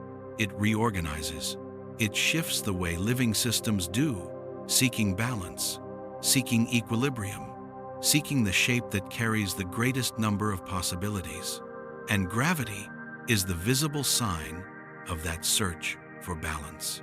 To understand gravity, we must understand the logic that governs the weave, the principles that tell the hidden layer how to rearrange itself, how to distribute information, how to encode correlations, how to choose between configurations. The universe has rules, but not the rules of force and motion, the rules of structure and relation. And as we approach the next chapter, we begin to turn our attention toward those rules, toward the principles that the surface never reveals, but the depth obeys with perfect silence. The question of gravity now becomes the question of reality itself. What shapes the hidden weave so that the surface must curve? And if the weave were different, if its logic changed, would gravity as we know it vanish? We stand now on the edge of that deeper descent. The turning point is complete. The path ahead leads directly into the heart of the hidden layer, into the principles that sculpt gravity from beneath the skin of space-time. When the mind finally accepts that gravity is not an actor, but a reaction, not a force, but a shape, a new stillness spreads across the understanding. It feels like standing beside a great lake at dawn, watching ripples move across the surface without knowing yet what stirred the water below. You begin to realize that space-time itself is not passive. It is not just a canvas. It is not simply the emptiness in which matter dances. Space-time responds. It adjusts. It resists imbalance and restores equilibrium with a tenderness so subtle, for centuries we mistook it for attraction. Gravity is this tenderness, a quiet correction, a soft alignment, the universe smoothing its own surface to maintain coherence with the deep logic underneath. Tonight, let yourself drift into this new perspective, one where space-time is alive with the responsibility of maintaining balance between the visible and the hidden. Imagine a drum stretched tight. When the air pressure beneath it shifts, the drum head bends, not by choice, but by necessity. Space-time behaves like that drumhead, not intelligent, not conscious, but responsive. Every atom, every instance of information below the surface presses lightly upward into space-time, and space-time must choose shape. Not freely, but according to rules written in the architecture beneath geometry. This responsiveness is the heart of gravity. Let's picture it more clearly. Imagine you have a flexible sheet suspended above a sea that whispers constantly, a sea made not of water, but of relationships, entanglement, information in constant flux. Each fluctuation in the sea below creates patterns of tension in the sheet above. The sheet tightens here, loosens there, dips inward at one point, arches upward at another. To us, these adjustments look like the curvature of space, but truly, they are the sheet responding to the invisible tides beneath it. When you place a grain of sand on the sheet, it does not bend the sheet directly. It merely sits at the point where the sheet is already responding to the pattern below. Gravity is not created by the grain of sand. The grain simply reveals what the sheet is already doing. This is how space-time works. Matter does not cause gravity in the way we imagine cause and effect. Matter is the visible sign of where the hidden layer beneath has organized itself into a particular pattern. The presence of matter marks the location where the depth has tightened its threads. Space-time reacts to that tightening. It curves, and objects follow the curves. This is the profound shift. Gravity is the curvature, but curvature is not the origin. Curvature is the consequence. Let the idea soften around you. What we perceive as falling is simply space-time performing its task, adjusting its shape to stay in harmony with the depth. Falling is not a failure of support. It is the universe finding the lowest resistance contour for the information beneath. In this view, gravity becomes less of a command and more of a negotiation, a compromise between what the depth requires and what the surface can express. And something beautiful emerges here. Motion is not imposed. Motion is permitted. Every path, every orbit, every descent is space-time allowing objects to follow the lines it has drawn in response to the deep structure beneath. Now imagine a planet orbiting a star. From above, it seems the star pulls the planet inward, while the planet's momentum tries to fling it away. Two opposing effects balancing each other. But beneath that image lies a gentler truth. The star has tightened the weave beneath space-time. The pattern shifts, the surface curves. The planet does not resist it, simply glides along the curve, finding the path where the least adjustment is required. The orbit is the shape of the universe's preference for harmony. This responsiveness explains gravity's greatest riddles. Why gravity is smooth, why it never breaks or stutters, why it bends light though light has no mass, why it slows time though time has no substance, why it reaches everywhere but can be overwhelmed by weaker forces in small regions of space. Space-time is not pushing, it is folding itself into the shape required by the informational patterns below. Light follows the fold, time follows the fold, matter follows the fold. Not pulled, guided, not commanded, assisted. The world becomes gentler when gravity is seen this way, less mechanical, more organic. But this responsiveness raises a deeper question. If space-time reacts, then what rules govern its reaction? What logic directs the way it curves? What determines the exact contours that appear in response to the depth? The answer lies in a principle older than matter, older than space, older than even the idea of geometry. A principle whispered by the hidden layer of relations beneath space-time. Space-time must always choose the configuration that makes the entire system as consistent as possible. Consistency, harmony, a seamless fit between the visible and invisible. The surface must conform to the depth. When information compresses below, the surface curves inward. When information disperses, the surface stretches outward. When the pattern beneath changes, space-time flows with it. Even here, in this deep abstraction, there is a softness, a sense of necessity without force, like the way a river chooses the path of least resistance without ever deciding to do so. Gravity is that path. But here is where the revelation deepens further. Space-time does not merely respond, it negotiates. Each point of space-time must coordinate with all others, so the entire surface remains smooth, without tears or abrupt edges. This global negotiation is why gravity behaves the same everywhere in galaxies, in star systems, even around your body as you lie still. The rules are universal because the surface is one continuous whole, and the depth beneath it is one continuous structure.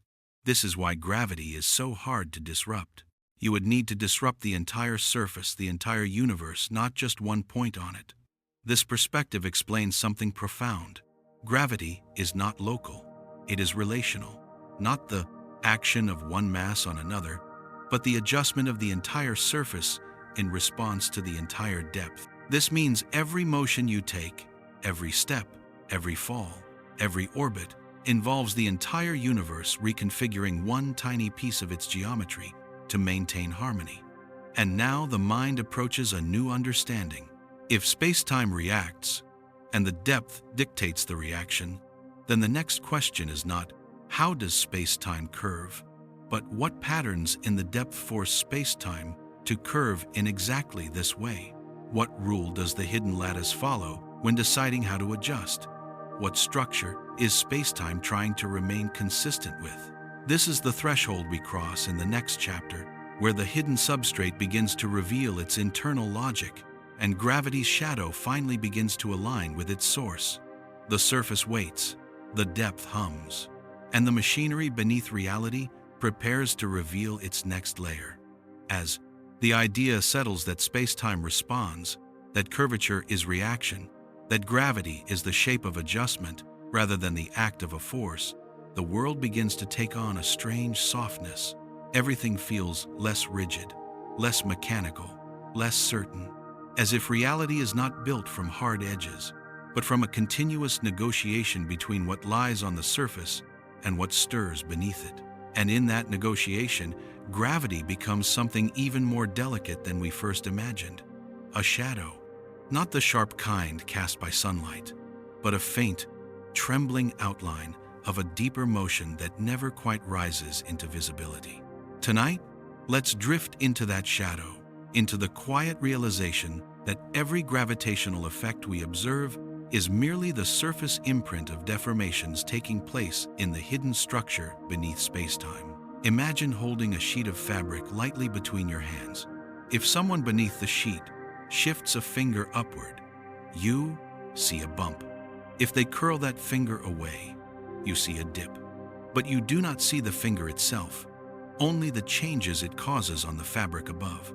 Gravity is that bump, that dip, the visible consequence of an invisible deformation. But unlike a finger pressing from below, the deformation beneath spacetime is not a physical object. It is the rearrangement of the hidden informational lattice, the deep network of relations that silently determines how reality expresses itself on the surface. Spacetime curves because something in that lattice tightens, loosens, stretches, contracts. We see the curvature. We do not see the cause. The curvature is the shadow. The deformation is the hand. But the hand is made of pure structure, not matter, not energy, but relation. Let that settle, a quiet truth wrapped in softness. Gravity is the surface echo of a deeper deformation event. To understand how this happens, we must look closely at the nature of deformation itself. Consider a woven cloth. When one thread is pulled, the entire weave shifts. The surface of the cloth changes shape, not because the surface acted, but because the internal tension changed. A cloth has no choice but to respond to the distribution of tension within it. Space-time behaves exactly the same way. It is not a static sheet, not a passive stage, but a dynamic skin reflecting the internal tension of the hidden lattice beneath. Mass does not distort space-time. The rearrangement of information beneath space-time distorts space-time. Mass is simply our name for where that rearrangement is densest. Let's soften the picture even more. Imagine that beneath the surface of reality there exists a kind of silent ocean, not made of water, but of connections. When a region of this ocean becomes crowded with tightly knotted relations, the pressure rises below the surface. The surface dips. That dip is gravity. When the knots loosen, the pressure releases. The surface flattens. Gravity weakens. Everything we experience as attraction or curvature is just the surface reacting to the deep geometry beneath. But because we live on the surface, we mistake the shadow for the source. We think the dip itself pulls objects inward, but the dip is not pulling, it is simply the shape the surface must take to remain consistent with the deformation below. Nothing pulls anything. Everything simply follows the contour created by the underlying change. Let's step deeper into the metaphor. Imagine a bowl made from soft clay. If you press your thumb from inside the bowl, the outer surface bulges. If you press from the outside, the inside indents. The shape changes in response to pressure distributed within the clay. Gravity is the bowl's outer curve, the visible deformation, but the true event is your thumb changing the structure beneath. Now imagine that instead of a thumb, the pressure comes from the density of information at the base layer of reality. When the hidden lattice compresses, space-time curves inward. When the lattice stretches, space-time curves outward. When the lattice reorganizes, objects move. But objects are not moving because of the curve. They are moving because the curve is the path that requires the least resistance for the entire system. Motion is the shadow of deformation. Gravity is the shadow of motion. And beneath both lies the rearrangement of information. Let the idea sink deeper. Think of a dancer twirling in a spotlight. Her movement is fluid, graceful, but on the wall behind her, her shadow jerks, stretches, contracts in strange patterns. The shadow is not dancing, it is responding. Every shape it takes is determined by what the dancer does. Gravity is the shadow, the hidden lattice is the dancer. But here is the profound twist. A twist the universe has been whispering for as long as we have watched the stars. The shadow is smooth even when the dancer is chaotic. This means the hidden layer is full of flickering, shifting, vibrating structures, busy, restless, alive with microscopic change. But the surface remains calm. Gravity remains calm, predictable, continuous, because the surface averages the chaos into smooth curvature.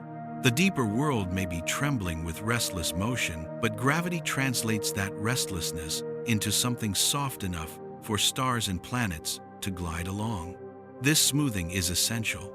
If the surface reacted directly to each tiny fluctuation beneath, the universe would be jagged, violent, fractured. Instead, the surface reacts to the collective shape of the changes below, to the overall deformation pattern, not the microscopic jitter. This is why gravity is so gentle. It is the softest possible expression of the deepest possible change. A whisper from a storm, a ripple from an ocean, a shadow from a dancer we can barely imagine. Now let's go even deeper. If gravity is a shadow, and if space-time bends in response to deformation, then the true question becomes, what causes the deformation? Why does the hidden lattice tighten here and loosen there? What determines the shape of the shadow? This is where the story touches the very core of the universe's logic. Because deformation is not random, it follows rules, rules that have no analog in the visible world, rules that emerge from the logic of relationships themselves. At the hidden layer, nothing exists in isolation. Everything is connected by webs of correlation. When one node changes state, the nodes connected to it must adjust. When clusters form, the web tightens. When clusters dissolve, the web relaxes. The surface spacetime mirrors this dance by bending accordingly. Gravity is the bending, but the bending is only the surface trace of the real event beneath. As we drift toward the next chapter, that deeper event begins to reveal itself not as mass, not as energy, but as entanglement, weaving space itself. And gravity becomes the shadow of that weaving, the faint outline of the hidden loom. The surface trembles, the depth stirs, and its pattern begins to glow. The deeper we drift beneath the soft curvature of space-time, the more we begin to sense that the hidden lattice beneath it is not merely a web of information. It is something more intricate, more delicate, more astonishing than anything we have allowed ourselves to imagine. It is woven from connection itself. Not connections in space, but connections that create space. This realization moves quietly, like the faint glow before sunrise, a soft illumination revealing a truth that was always there, waiting patiently behind the surface. At the heart of the hidden layer lies entanglement. Not the kind of entanglement that textbooks describe with equations and paradoxes, but something older, something deeper, the fundamental stitching that binds reality together before distances exist. Let yourself slip gently into this idea. Imagine a world where nothing is separate, where every point knows the state of every other point, not because information travels between them, but because they were never apart to begin with. This is the world beneath spacetime. Before space stretches between objects, before geometry assigns them distance, before light tells them how far apart they are already connected in the hidden layer. Entanglement is not a feature of the universe, it is its foundation. And gravity is the shape that the foundation takes when entanglement changes. To see this clearly, imagine assembling a net from countless threads. If the threads tighten between certain knots, the net contracts. If they loosen, the net expands. If tension redistributes, the entire net reconfigures its shape. Spacetime is the net. Entanglement is the tension. Gravity is the visible curvature that appears when tension shifts. But the idea becomes even more beautiful when you imagine the net not in space, but as the generator of space itself. Space does not contain entanglement. Entanglement produces space. This reverses the entire picture we grew up believing. Distance is not fundamental. It is the consequence of how deeply 2 points in the lattice are entangled. Where entanglement is strong, space shrinks. Where entanglement is weak, space expands. Where entanglement breaks, space tears. And gravity is the shadow of these changes. Let the realization bloom softly in your mind. When you stand on Earth and feel the ground pulling you downward, you are not feeling a force. You are feeling the way entanglement beneath your feet tightens around Earth's mass, while the hidden layer shifts to accommodate that tightening. Space-time curves downward because the underlying connections have reorganized themselves into a denser pattern. You are falling because you are following the shortest path through that reorganization. Gravity is the visible path written by invisible correlations. Now imagine the Sunday massive, radiant, ancient. From the surface, its gravity seems like a powerful pull, a force holding planets in orbit. But beneath the surface, something more delicate is happening. The sun's mass compresses the entanglement network beneath it, pulling countless threads of relation into a tighter configuration. This density of entanglement creates a region where spacetime must curve inward to remain consistent. Planets do not orbit because the sun pulls them. They orbit because the entanglement network beneath spacetime is densest around the sun, and the paths drawn through that density are smooth, stable, inevitable. Gravity is the choreography. Entanglement is the conductor. Let's sink deeper. Imagine 2 particles that are entangled. They share information instantly, not through space, but through the hidden layer where space has not yet formed. Now imagine billions of particles, all entangled in countless patterns. These patterns determine how close or far regions of space will appear on the surface. Strong entanglement pulls regions together. Weak entanglement pushes them apart. Changes in entanglement reshape the surface geometry, and gravity is the smoothest possible interpretation of those changes.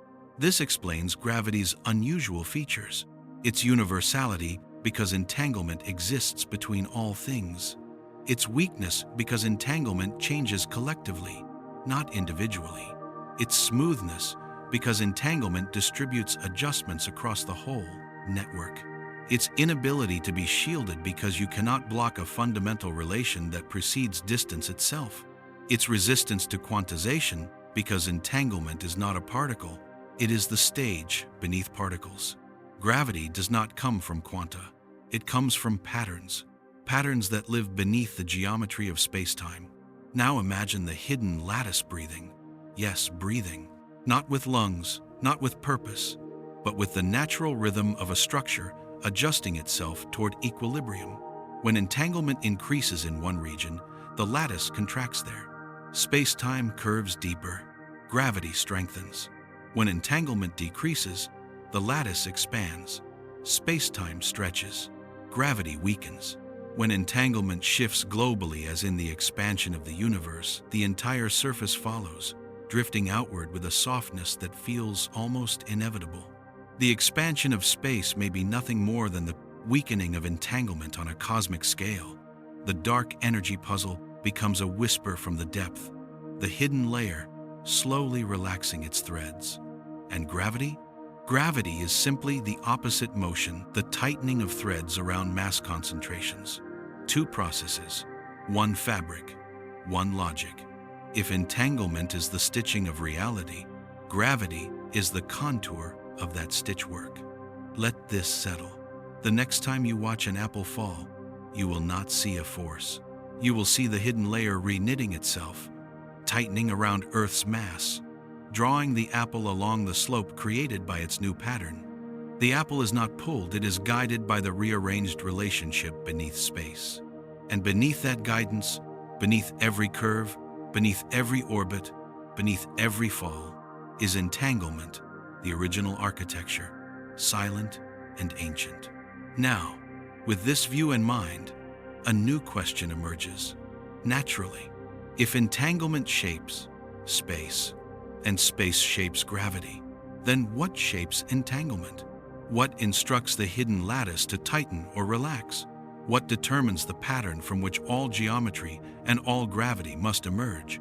This is the threshold of a new descent, not just into the structure beneath spacetime, but into the logic beneath the structure itself. The loom of reality is weaving, and its pattern is beginning to reveal a deeper rhythm. Once you begin to see entanglement as the hidden stitching of reality, the quiet loom beneath spacetime, something remarkable happens. Motion itself transforms. It stops looking like the consequence of forces, stops looking like pushes and pulls, stops looking like invisible arrows acting on objects. Instead, motion becomes something softer, something more inevitable, something that arises naturally from the shape of the hidden pattern beneath. Motion becomes the simple act of following the path with the least resistance, a path that space-time did not choose, but was sculpted into by the shifting lattice below. Gravity is not a force, and motion is not obedience. Motion is surrender. Surrender to the contour that the universe has quietly drawn. Let that image float inside your mind. Imagine a marble placed on a stretched sheet. You do not push it, you do not pull it, you simply release it and it rolls, because the sheet beneath it has a slope. Motion appears with no force at all. In this moment, you see a glimpse of the universe's secret. Objects move, not because they are acted upon, but because they are guided by geometry. Geometry born from entanglement. Motion born from geometry. Gravity born from motion. Everything cascades downward from the hidden structure. And now, let's dive deeper. Imagine you are floating in a vast, silent ocean.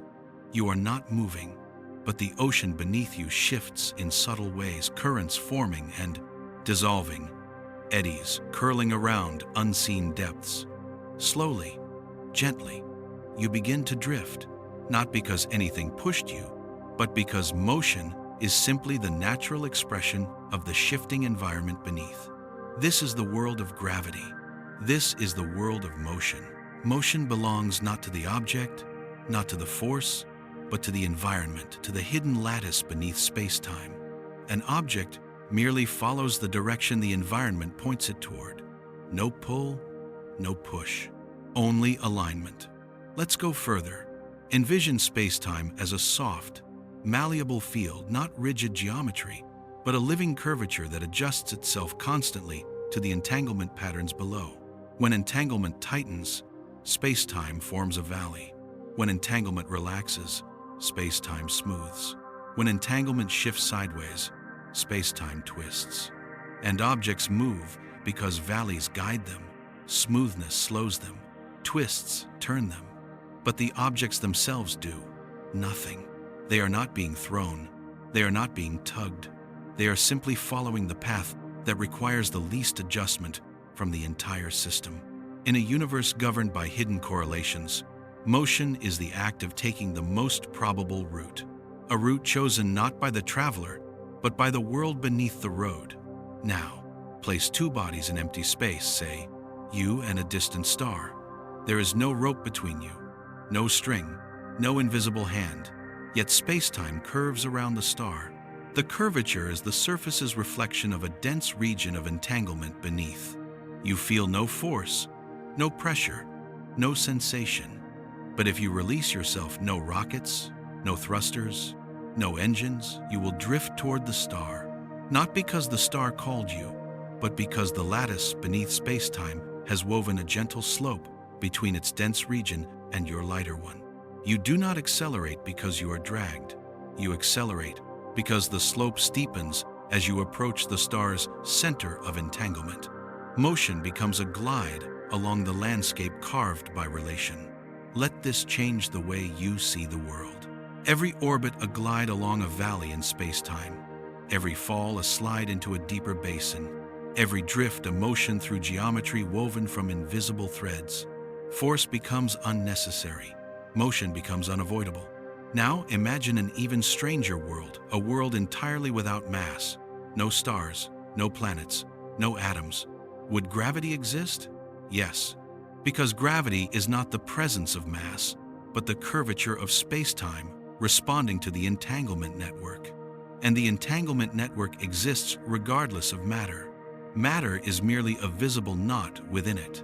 The lattice beneath space-time carries its own structure, its own tension, its own rules.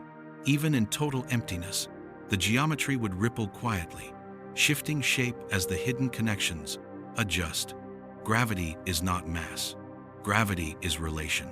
Now, let's reverse the question. Could motion exist without gravity? Only if the lattice beneath space-time became perfectly flat, perfectly uniform, perfectly without variation, a state of total entanglement symmetry, a state with no valleys, no slopes, no curves.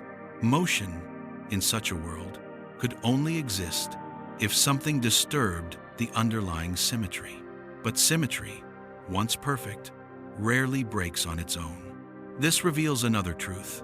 Gravity is the universe's refusal to let symmetry stay perfect. The hidden lattice is always fluctuating, always rearranging, always adjusting its internal connections. And space-time, in turn, is always responding. Motion is the conversation between the surface and the depth. Now imagine you are holding a pendulum silent, steady. If you release it, you know it will swing. But the reason it swings is not that a force pushes it. It swings because the curvature of space-time beneath it corresponds to a particular pattern in the hidden layer. The pendulum's path is the shallow valley drawn by the surrounding relationships. It is exploring the geometry that the universe has already created. This leads us into the most delicate idea of all. Motion is not something objects have. Motion is something the universe does through them. Objects are passengers. Geometry is the rail. The hidden lattice is the engineer. When you move, you are not commanding space. You are responding to the shape space has chosen. When a star moves, it is not forcing its way through the cosmos. It is following the path the universe laid beneath it long before it was born. When a galaxy rotates, it does so because the threads of entanglement beneath its mass have woven a spiral valley in the surface geometry. Motion is the echo of a deeper structure. And now a new question emerges. If motion is the response to the hidden layer's shifting structure, and gravity is the shape of that response, then what is the agent that makes the lattice shift?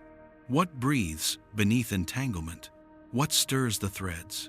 What sets the rhythm that space-time must follow? This is where the next chapter begins. We have seen motion without force.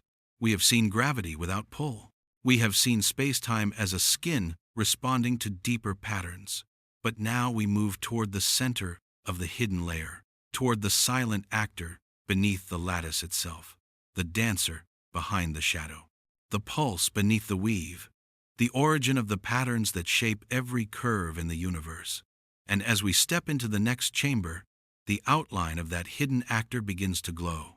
There comes a moment, after drifting through the layers beneath gravity, through geometry, through entropy, through entanglement, when a subtle awareness begins to rise. A.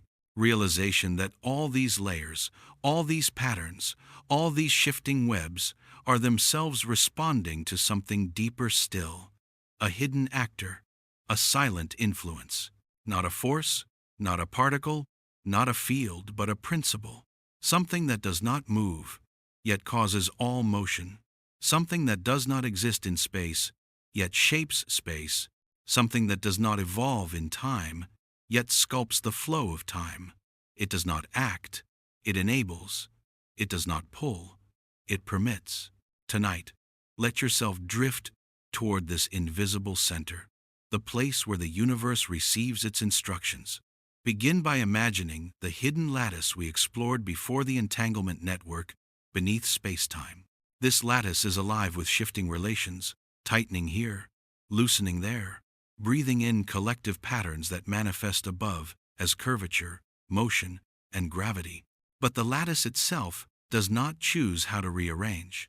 Its behavior follows rules, strict, silent, unbreakable rules that transcend both geometry and information. These rules are not written in space. Space emerges from them. These rules are not embedded in time. Time flows from their logic. These rules are not applied to matter. Matter crystallizes out of their constraints. The hidden actor is not a thing, it is a law of being, a rule of arrangement, a principle of structure that governs what reality can and cannot become. Picture it gently. Imagine a potter shaping clay.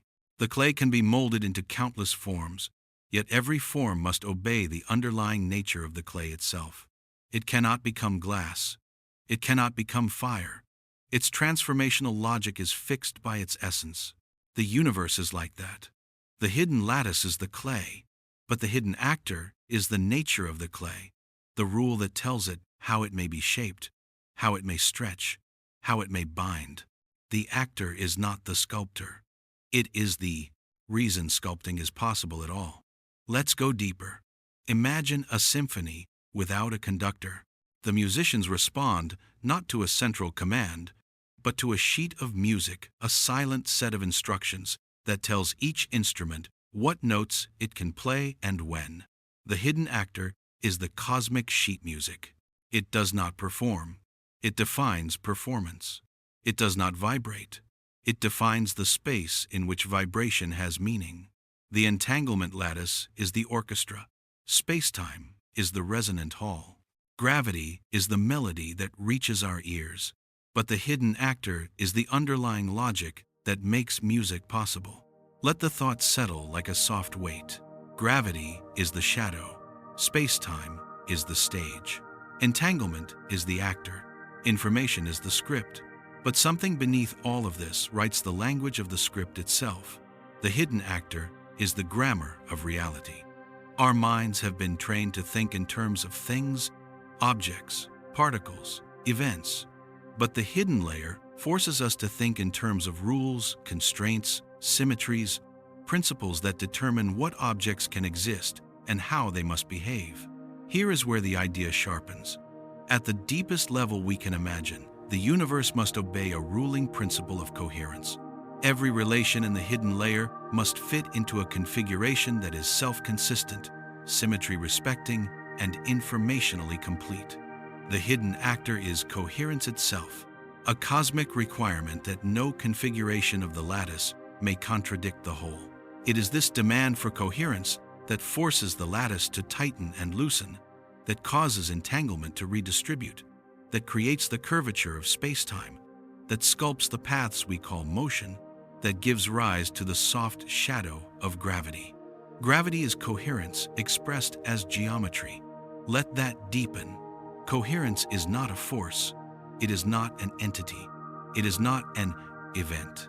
It is the constraint that the universe must be whole, that every part must fit into the pattern of the total. When the hidden lattice shifts, it is obeying coherence. When entanglement reorganizes, it is seeking coherence. When space-time curves, it is matching coherence. When matter follows that curve, it is gliding along the path that coherence has allowed. Gravity is the visible expression of the universe's promise to remain coherent. And now a new thought emerges, one that reshapes everything. Mass is not the cause of gravity. Mass is a symptom of coherence concentrating. Wherever information condenses into stable configurations, atoms, molecules, stars, the hidden lattice must rearrange to accommodate those structures. This rearrangement is the deformation, the curvature, the shadow. Gravity is coherence maintaining itself in the presence of structure. Imagine a spider web adjusting when a drop of dew collects on one of its threads. The web does not pull the drop. The web adjusts so that the new weight fits into the pattern of tension. Gravity is the web adjusting to keep the universe from tearing. The hidden actor is the rule that forces the web to remain whole.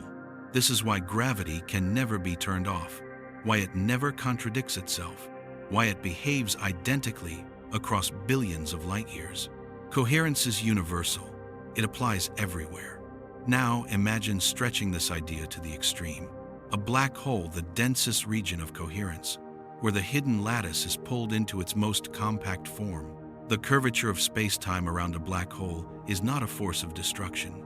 It is the universe holding itself together under the most intense demand for internal consistency. Gravity here is simply coherence under pressure. Or consider the expansion of the universe. The hidden lattice relaxes globally. Coherence redistributes. Space stretches. Gravity weakens. Everything fits. Everything remains consistent. Everything obeys the hidden actor. This brings us to the threshold that opens the next chapter. If coherence shapes entanglement, and entanglement shapes space-time, and space-time shapes motion, then we must ask, what shapes coherence? Why must the universe remain whole? What principle enforces consistency in the hidden lattice? This is the next layer, the place where logic meets existence, where structure becomes philosophy, where physics becomes ontology. The hidden actor is not done revealing itself. Its presence deepens as we step into the next descent toward the laws beneath laws, the structure beneath structure, the root that casts the shadow of gravity. And in the quiet that follows, you can almost hear it breathing. When you let the idea settle, the idea that gravity is not a force, not a tug, not an invisible hand reaching across space, but merely the softest shadow cast by a deeper architecture, a strange calmness fills the mind. It is the calmness that comes when a mystery stops being loud. The universe becomes quieter, less mechanical, more fluid, more inevitable. And from that calmness, new questions rise gentle, unhurried, but profound enough to reshape everything we think we know. If gravity is not a force, then the universe behaves differently from the way we've always imagined. Motion changes its meaning. Distance changes its meaning. Even existence itself becomes something softer, something woven, something relational. Tonight, let's drift into these consequences, not rushing, not forcing, but letting each realization settle like dust falling slowly through an undisturbed room. Start with the simplest one. If gravity isn't a force, then nothing is truly being pulled. All those images we grew up with, apples falling, stones dropping, planets circling, stars were never stories of attraction. They were stories of accommodation, stories of motion aligning itself with the hidden shape of reality. The apple does not drop because Earth grabs it. It drops because the hidden lattice beneath space-time has tightened around Earth's mass, creating a valley into which the apple is gently guided. Falling is not submission. Falling is simply following the path of least resistance that the universe has laid beneath you. Objects don't move because they must. They move because the universe offers them the simplest possible route. The next consequence follows naturally. If nothing pulls, nothing pushes back. Gravity has no friction, no drag, no tension, no opposing force. You do not feel gravity because there is nothing to feel. Your body does not resist a pull. It simply flows along the geometry the hidden layer has drawn. This is why astronauts in orbit feel weightless, even though gravity is strong there. They are not exempt from curvature. They are immersed in it, floating, not because gravity disappeared, but because motion and curvature have become the same thing. Now consider another consequence. If gravity isn't a force, then time doesn't slow because something pulls on it. Time slows because the hidden lattice reorganizes its relations more tightly around dense regions. The deeper the entanglement, the slower time flows. Time dilation is not oppression. It is density. It is the thickening of the hidden pattern. A star, a planet, a black hole. They do not bend time. They compress the informational fabric beneath spacetime, and time stretches to maintain coherence. Your seconds grow long because the lattice beneath you is tightening its weave. This is why clocks tick differently in mountains and valleys. Why time itself is not uniform, but local, sensitive, responsive. Time is not absolute, because coherence is not absolute. Everything is relational. Everything depends on the pattern beneath. Then comes the softest consequence of all. If gravity is emergent, then space-time is fragile. Not fragile in a way that threatens to break, but fragile in a way that responds instantly to changes in the hidden structure. A single atom alters the pattern around it. A single photon stretches the weave. A single fluctuation ripples upward. Space-time is sensitive not because it desires to be, but because it must be. Its job is not to remain fixed, but to remain consistent. Every decision made in the hidden layer is felt on the surface. This fragility is beautiful. It means nothing in the universe is ever ignored. No mass is too small. No event too subtle. Everything contributes to the smooth negotiation between depth and surface. Now follow the thought deeper. If gravity emerges from entanglement, then the entire universe is connected beneath the skin. Distances lose their meaning. The far side of a galaxy is not truly far, only far in the surface geometry. Beneath that geometry lies a web of relations where closeness is defined not by miles or light years, but by the strength of connection, the density of correlation. A star a billion light years away may be more intricately connected to your atoms than a grain of dust beside your hand. The hidden lattice ignores distance.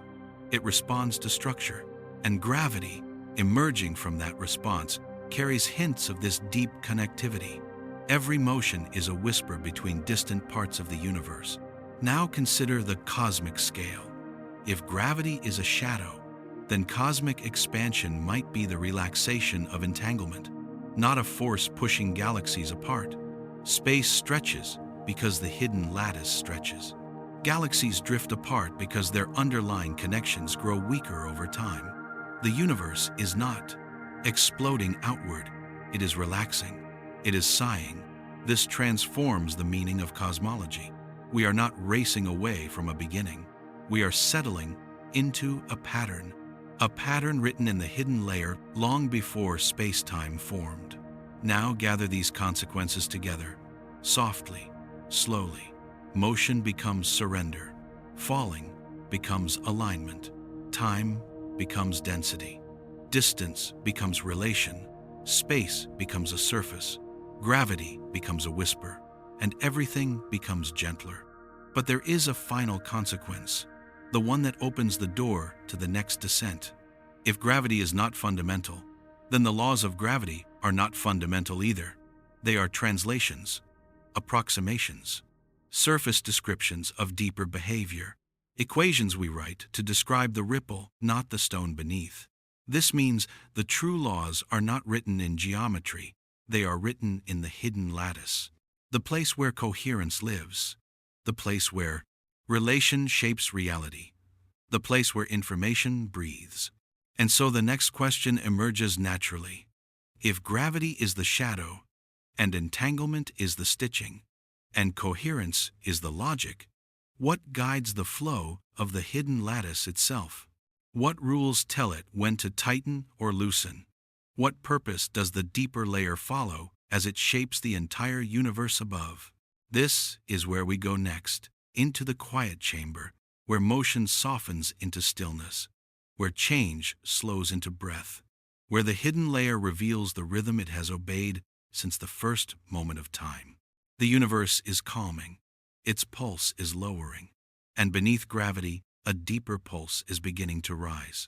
When you follow gravity all the way down through geometry, through entanglement, through coherence, through the hidden actor beneath the lattice, there comes a moment where the descent no longer feels like falling. It feels like drifting, as if the deeper you go, the more the universe slows its own breath, and the noise of surfaces fades into something soft and weightless. This is the quiet zone, the region where ideas no longer collide, but dissolve, where concepts no longer compete, but blur gently into one another, where the loudness of physics gives way to the stillness of structure. Gravity becomes almost transparent here, not vanished, just diffused into the subtle movements of the world beneath it. In this stillness, you begin to sense something simple and profound. The universe is not held together by force. It is held together by rhythm, a rhythm so slow, so deep, so ancient, that we mistake it for silence. Tonight, let yourself settle into that rhythm. Imagine drifting down through the layers of reality, like sinking through the dim waters of a vast ocean. At first, the waves are loud, the splash of motion, the swirl of entanglement, the push and pull of symmetry being restored. Then the sound softens, the turbulence fades, and the deeper you sink, the gentler everything becomes. By the time you reach the quiet depths, nothing seems to move except the slow pulse of the ocean itself. This is what the hidden lattice feels like when viewed through the lens of gravity. Every shift is slow, every adjustment is deliberate. Every rebalancing spreads outward like a soft ripple that loses strength but never loses coherence. Gravity, on the surface, looks like motion, but underneath, it looks like patience. A kind of cosmic patience, the willingness of the universe to take the time it needs to restore balance, one subtle shift at a time. Let's sit with that for a moment. When a star forms, gravity sculpts the surrounding space-time in long, slow arcs that take millions of years to settle. When galaxies dance around one another, their motion is not chaotic. It is a slow, looping negotiation played out over billions of years. Even black holes, the most intense gravitational wells, whisper their effects across aeons. Gravity is the slowest language the universe speaks, and its slowness is not a limitation. It is a feature, a sign that gravity belongs to the deepest layer of order, the layer that does not rush, does not hurry, does not surprise. But the stillness here carries another meaning. If gravity is the slowest expression of the hidden lattice's rhythm, then there must be layers where the rhythm is even deeper, so deep that gravity can only faintly echo it. Let yourself drift into that idea. Picture the hidden lattice, not as a static web, but as a breathing structure, pulsing in cycles of tightening and release, expansion and contraction, entanglement and relaxation. These cycles move so slowly that from the perspective of the surface, from the perspective of time, they appear eternal. Stars rise and die in the span of a single inhale. Galaxies collide in the span of a single exhale. Gravity is the soft imprint of this breath. The universe is not static.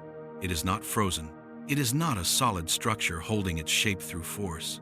It is pliant, supple, responsive, and beneath every motion in the visible world is the memory of this deeper rhythm. Now imagine the hidden layer more clearly, not as threads, not as nodes, not as mathematical structures, but as something alive, with quiet intention.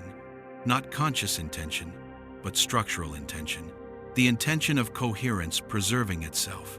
Every point adjusts, so the whole remains whole. And this global intention is what we perceive as gravity when it rises to the surface. The deeper you sink, the more you realize that the hidden layer does not care about attraction or mass or force.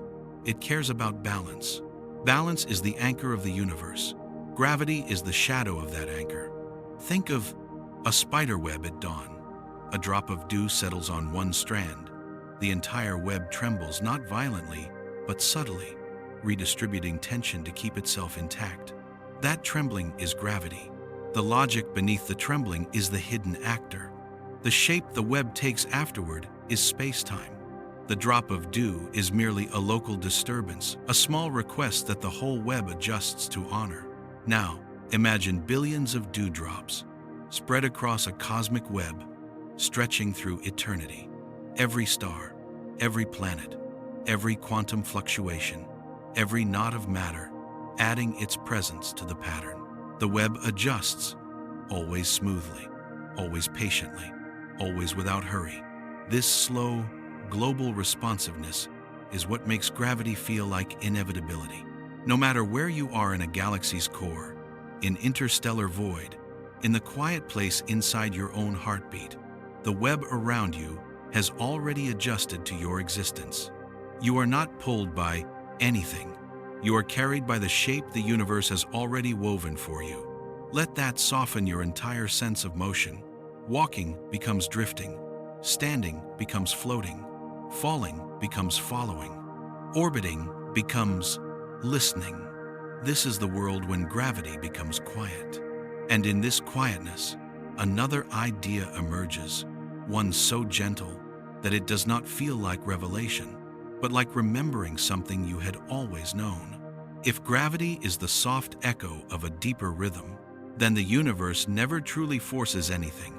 Every motion, every curve, every flow is permission. The universe does not command. It accommodates.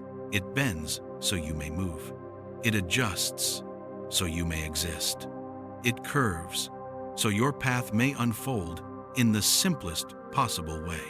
And now, as the stillness deepens, we stand on the threshold of a new softness, one where the next layer of revelation does not strike, but murmurs.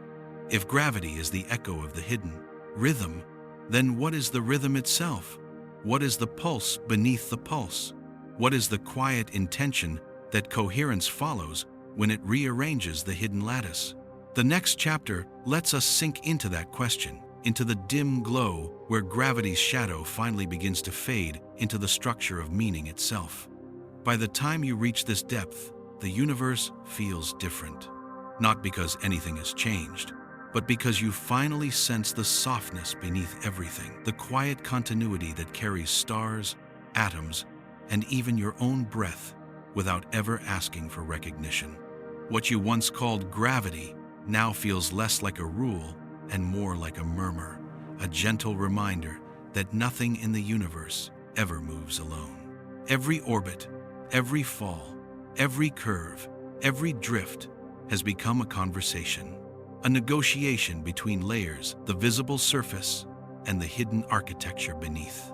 As you sit in this stillness, you can feel the layers aligning, geometry above, entanglement below, coherence beneath that, the hidden actor breathing quietly below everything.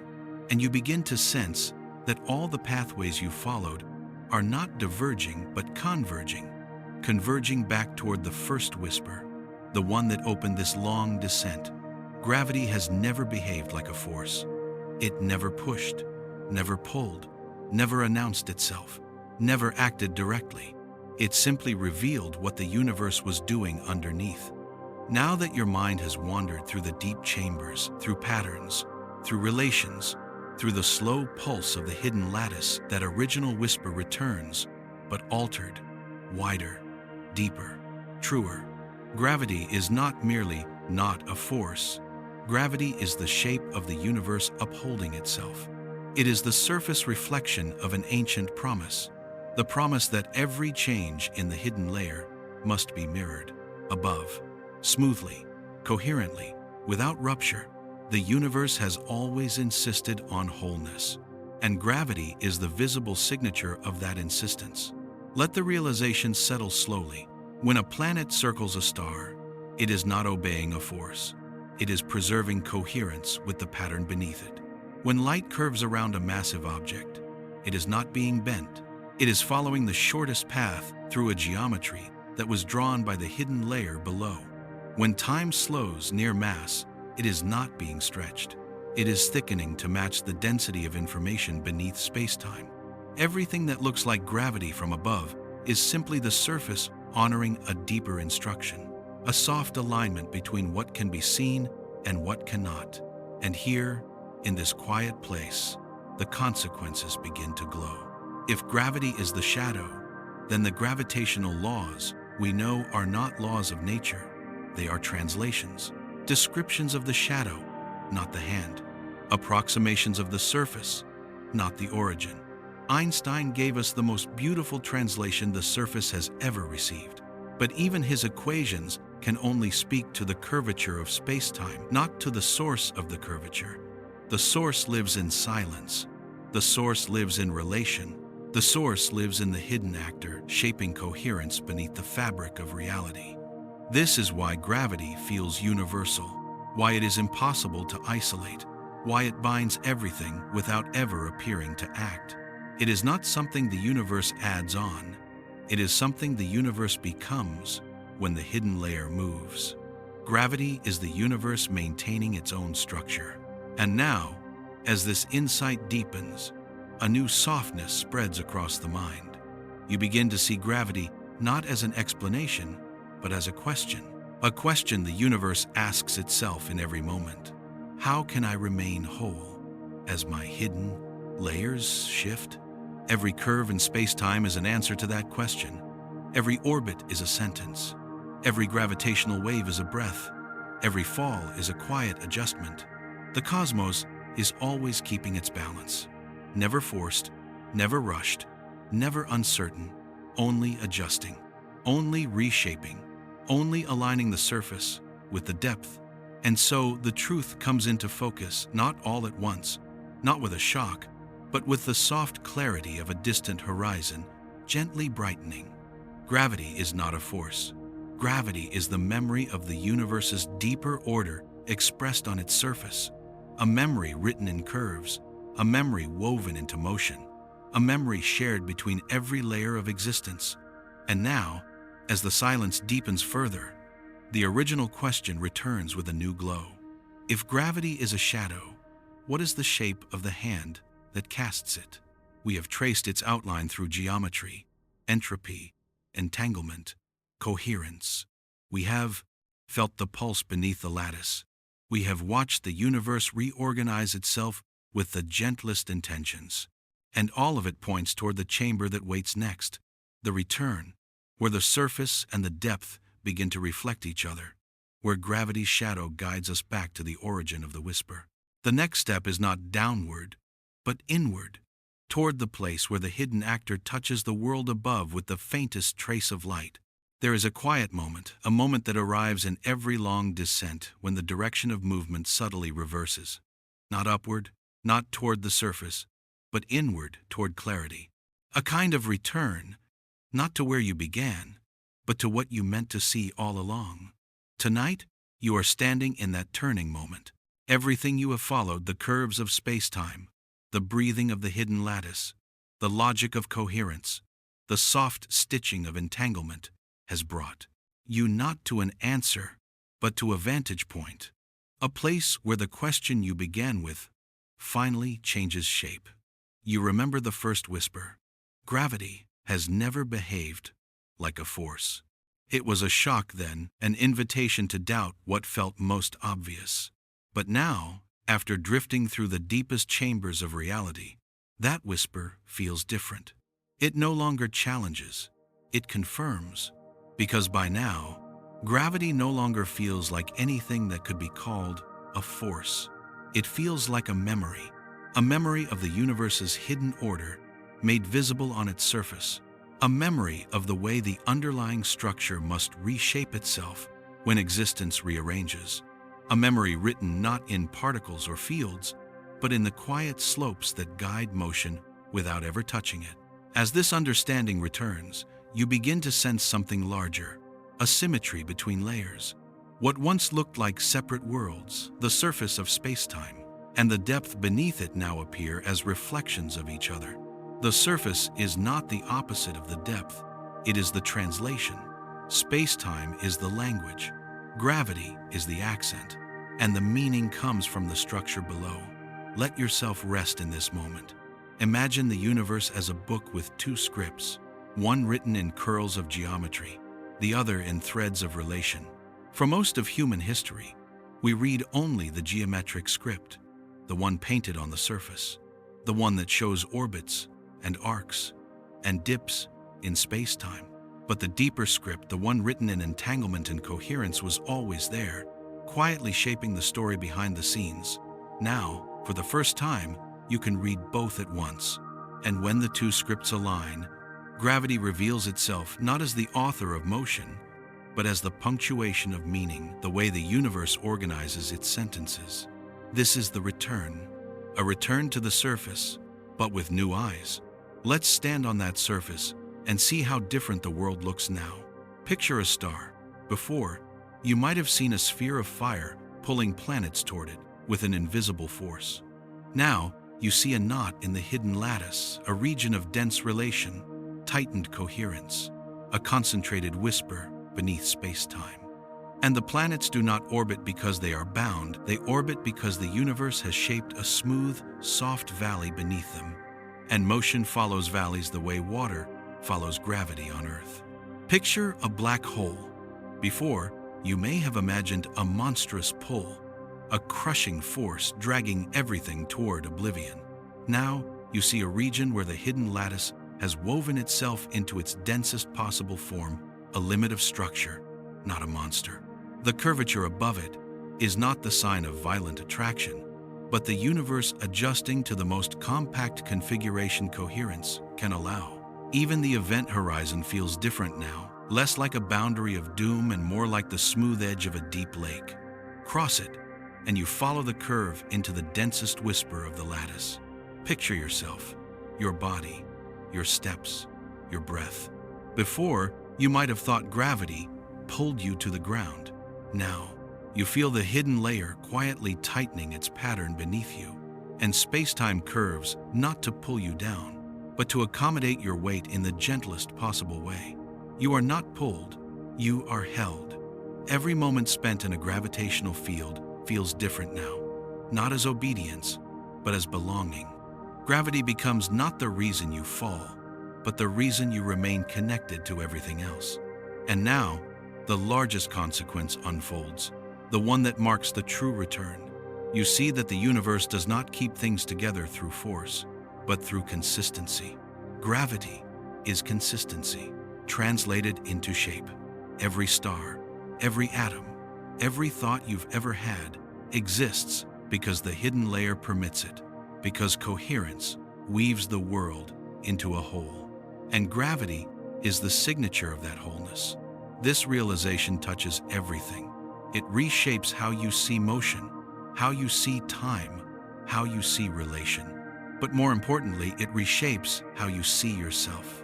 You are not separate from the cosmos. You are not drifting alone through an indifferent void. You are part of the hidden lattice, one node among countless nodes, one whisper among countless whispers, weaving your existence into the larger fabric. Gravity is not something that happens to you. Gravity is something you participate in. You are a weight on the hidden lattice, a contributor to coherence, a pattern the universe responds to as gently as it responds to distant stars. You exist, and the universe adjusts itself to make room for you. This is the return, the realization that gravity is not the universe acting upon you, but the universe embracing you. And now, as the return settles, a single question remains, not loud, not urgent, but soft and luminous, like a lantern in fog. If gravity is the shadow of the hidden order, then what is the hidden order a shadow of? What deeper truth lies beneath coherence itself? What breath gives the hidden layer its first rhythm? What lies beneath the bottom?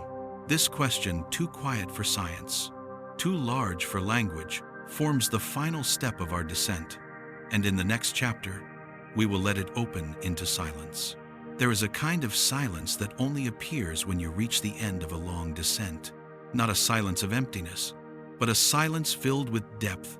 The silence of a truth that refuses to speak, because speaking would make it smaller. Tonight, you are drifting through that silence. The universe no longer feels like a machine. It no longer feels like a stage, or a set of rules, or a collection of forces pushing and pulling on one another. It feels woven, held, suspended in something deeper. Gravity, which once felt like an omnipresent hand guiding every motion, now sits softly behind you, not as a force, not as a command, but as a quiet reminder of the layers you've journeyed through. Geometry, entanglement, coherence, the hidden actor, the rhythm beneath everything, each layer leading to the next like dim chambers in an ancient subterranean hall, each revealing not the cause, but the context. And now, in this final chamber, nothing rises to replace gravity. There is no new force, no final mechanism, no secret particle waiting in the dark. Only one idea remains soft, unclaimed, without edges. The idea that beneath everything lies a principle too simple to reduce, yet too vast to define. A principle that does not push, does not bend, does not twist, does not command. It simply allows. It permits existence, permits relation, permits structure, permits change. Every curve of space-time, every knot of entanglement, every whisper of coherence is built on this quiet permission. A gesture so gentle that it feels less like an action and more like an opening. Let yourself drift into that opening. Imagine the universe not being held up by pillars or particles or equations, but floating on a single underlying truth, a truth that is not spoken but enacted, a truth that is not enforced but expressed, a truth that is not external to the cosmos but inherent in it. Perhaps it is the rule that relation must exist before objects can form. Perhaps it is the rule that coherence must be preserved no matter how the lattice shifts. Perhaps it is the rule that information must always find a way to remain whole. Or perhaps it is something even quieter, something closer to a mood than a law. A tendency for structure to arise, for relation to deepen, for existence to continue its slow drift toward greater complexity, and gravity, for all its softness, for all its subtlety, for all its patience, is the surface trace of that tendency. The universe is not pulling you down, it is allowing you to belong. Let that realization soften you. When you walk, you are not resisting gravity, you are dancing with the shape the universe has offered. When you fall, you are not being captured, you are following the simplest path available. When a star is born, it is not summoned by force, it is permitted by coherence. When galaxies swirl, they do not obey an external ruler. They follow the contours of relation woven long before they formed. And when space-time curves, it does not do so to trap you, but to mirror the depth beneath you. A depth that has always been there, quiet and patient, waiting to be heard. Let the universe's slow breath become your own. Because if gravity is the shadow of a deeper order, then maybe you are, too. Maybe every thought you have, every moment of stillness, every quiet decision, every drifting breath, is also a shadow, a surface reflection of something inside you that is just as deep, just as hidden, just as fundamental as the lattice beneath space-time. Maybe coherence is not only a property of the cosmos, but a property of consciousness. Maybe the universe is not just holding itself together, maybe it is holding you, too. And now, as the descent finally releases its tension, a single question rises like a soft tide in the dark. If gravity is only the shadow of something deeper, then what part of you is the shadow of something deeper still? What unseen layer beneath your own thoughts guides your motion through the world? What hidden coherence shapes the curves your life follows? What quiet actor beneath your consciousness breathes you into existence? There is no answer here, only the gentle invitation to wonder, to drift, to breathe, to let the question open without needing it to close. And as everything around you dims, as your thoughts soften, as your body sinks into its own quiet curvature, you can feel the same rhythm that moves the universe moving inside you, a slow, patient pulse that asks nothing and allows everything. Close your eyes. Let the shadow of gravity fade into stillness. Let the deeper order carry you gently inward. The universe is still weaving, and its quietest threads are already holding you,